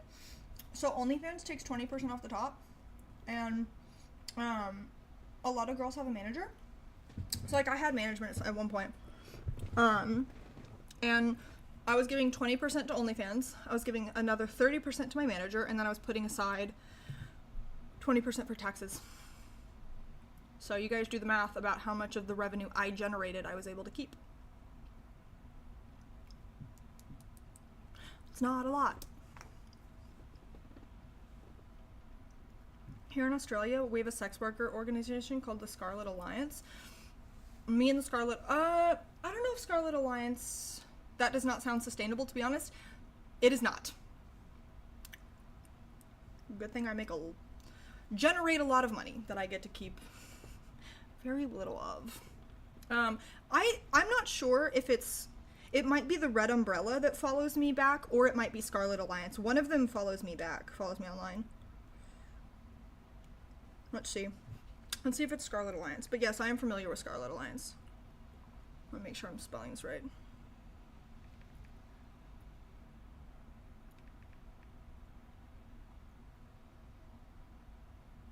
I don't think I spelled that correctly. Guys, how do you spell Scarlet? Oh well.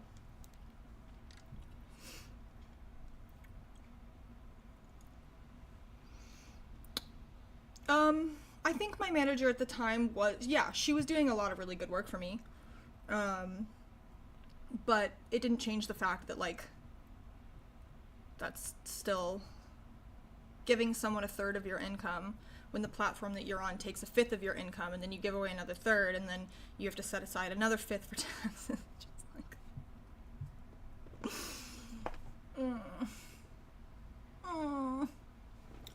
And then, of course, like, I pay for most of my family, and I have to front everything, and so, you know, yeah.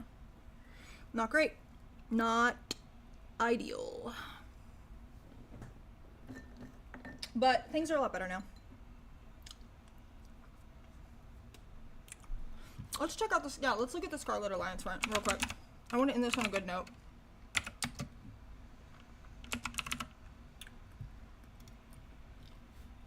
Yeah, look at that. Wow, we've been live for almost 4 hours, guys.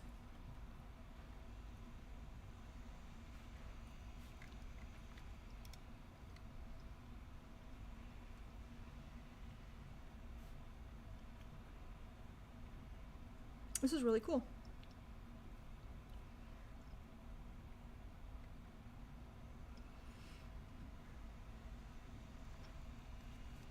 If you guys live in Australia, are you a current or former sex worker keen on advocating for our rights? Membership is open to past and present individual sex workers, as well as sex worker organizations, networks, projects, and groups. That's cool. This is a resource you can use. Oh, I think it's Swoop that follows me. It's the Sex Worker Outreach Project. I don't know if any I know a lot of sex workers follow me on various platforms. I don't know if any watch my stream. But, so if you go to the Scarlet Alliance and you're in Australia, they'll give you resources. They'll tell you what the laws are. This is called Sexual Health, Red Book Online. I'm sure that this just gives you like information, but let's take a look at Swoop, because I know that Swoop is pretty much everywhere.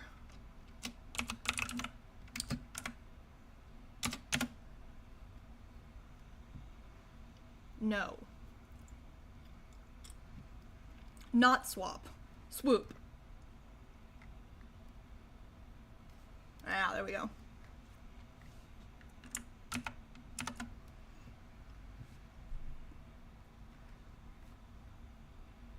No, thank you. Not right now.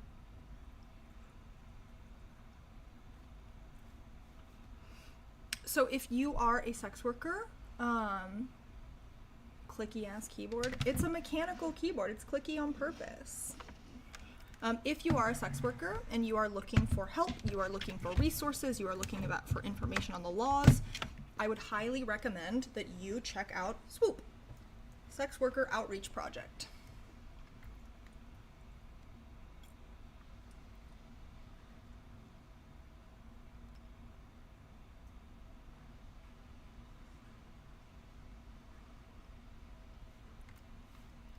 Providing resources on mission.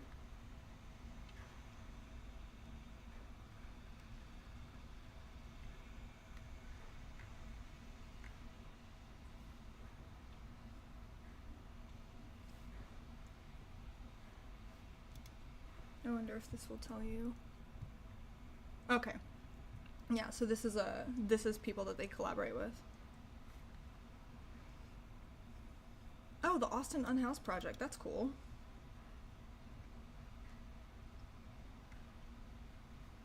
Programs, Swap Hawaii, Serenity House, Glitter Bomb. Yeah, this is cool. I would definitely check that out if that is something that you think you could benefit from. Okay, I love you guys. I love you guys so much. So much. Who are we going to raid today? I'm sleepy.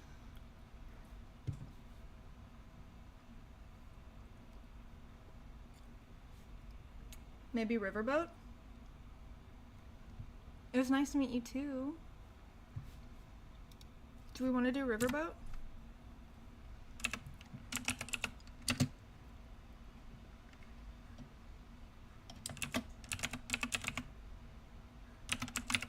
Let me see if I can do this correctly, because I never do this right. Yay! Okay. Get in the raid. Get in the raid, get in the raid, get in the raid, get in the raid, get in the raid. Okay. Mwah. Had fun. We did it twice in a week. That was crazy. Wow. Maybe we'll do it again sometime. Maybe I'll see you in a year. I don't know. We'll see how I'm feeling. Okay, love you guys. Bye. Have fun with Riverboat Jack.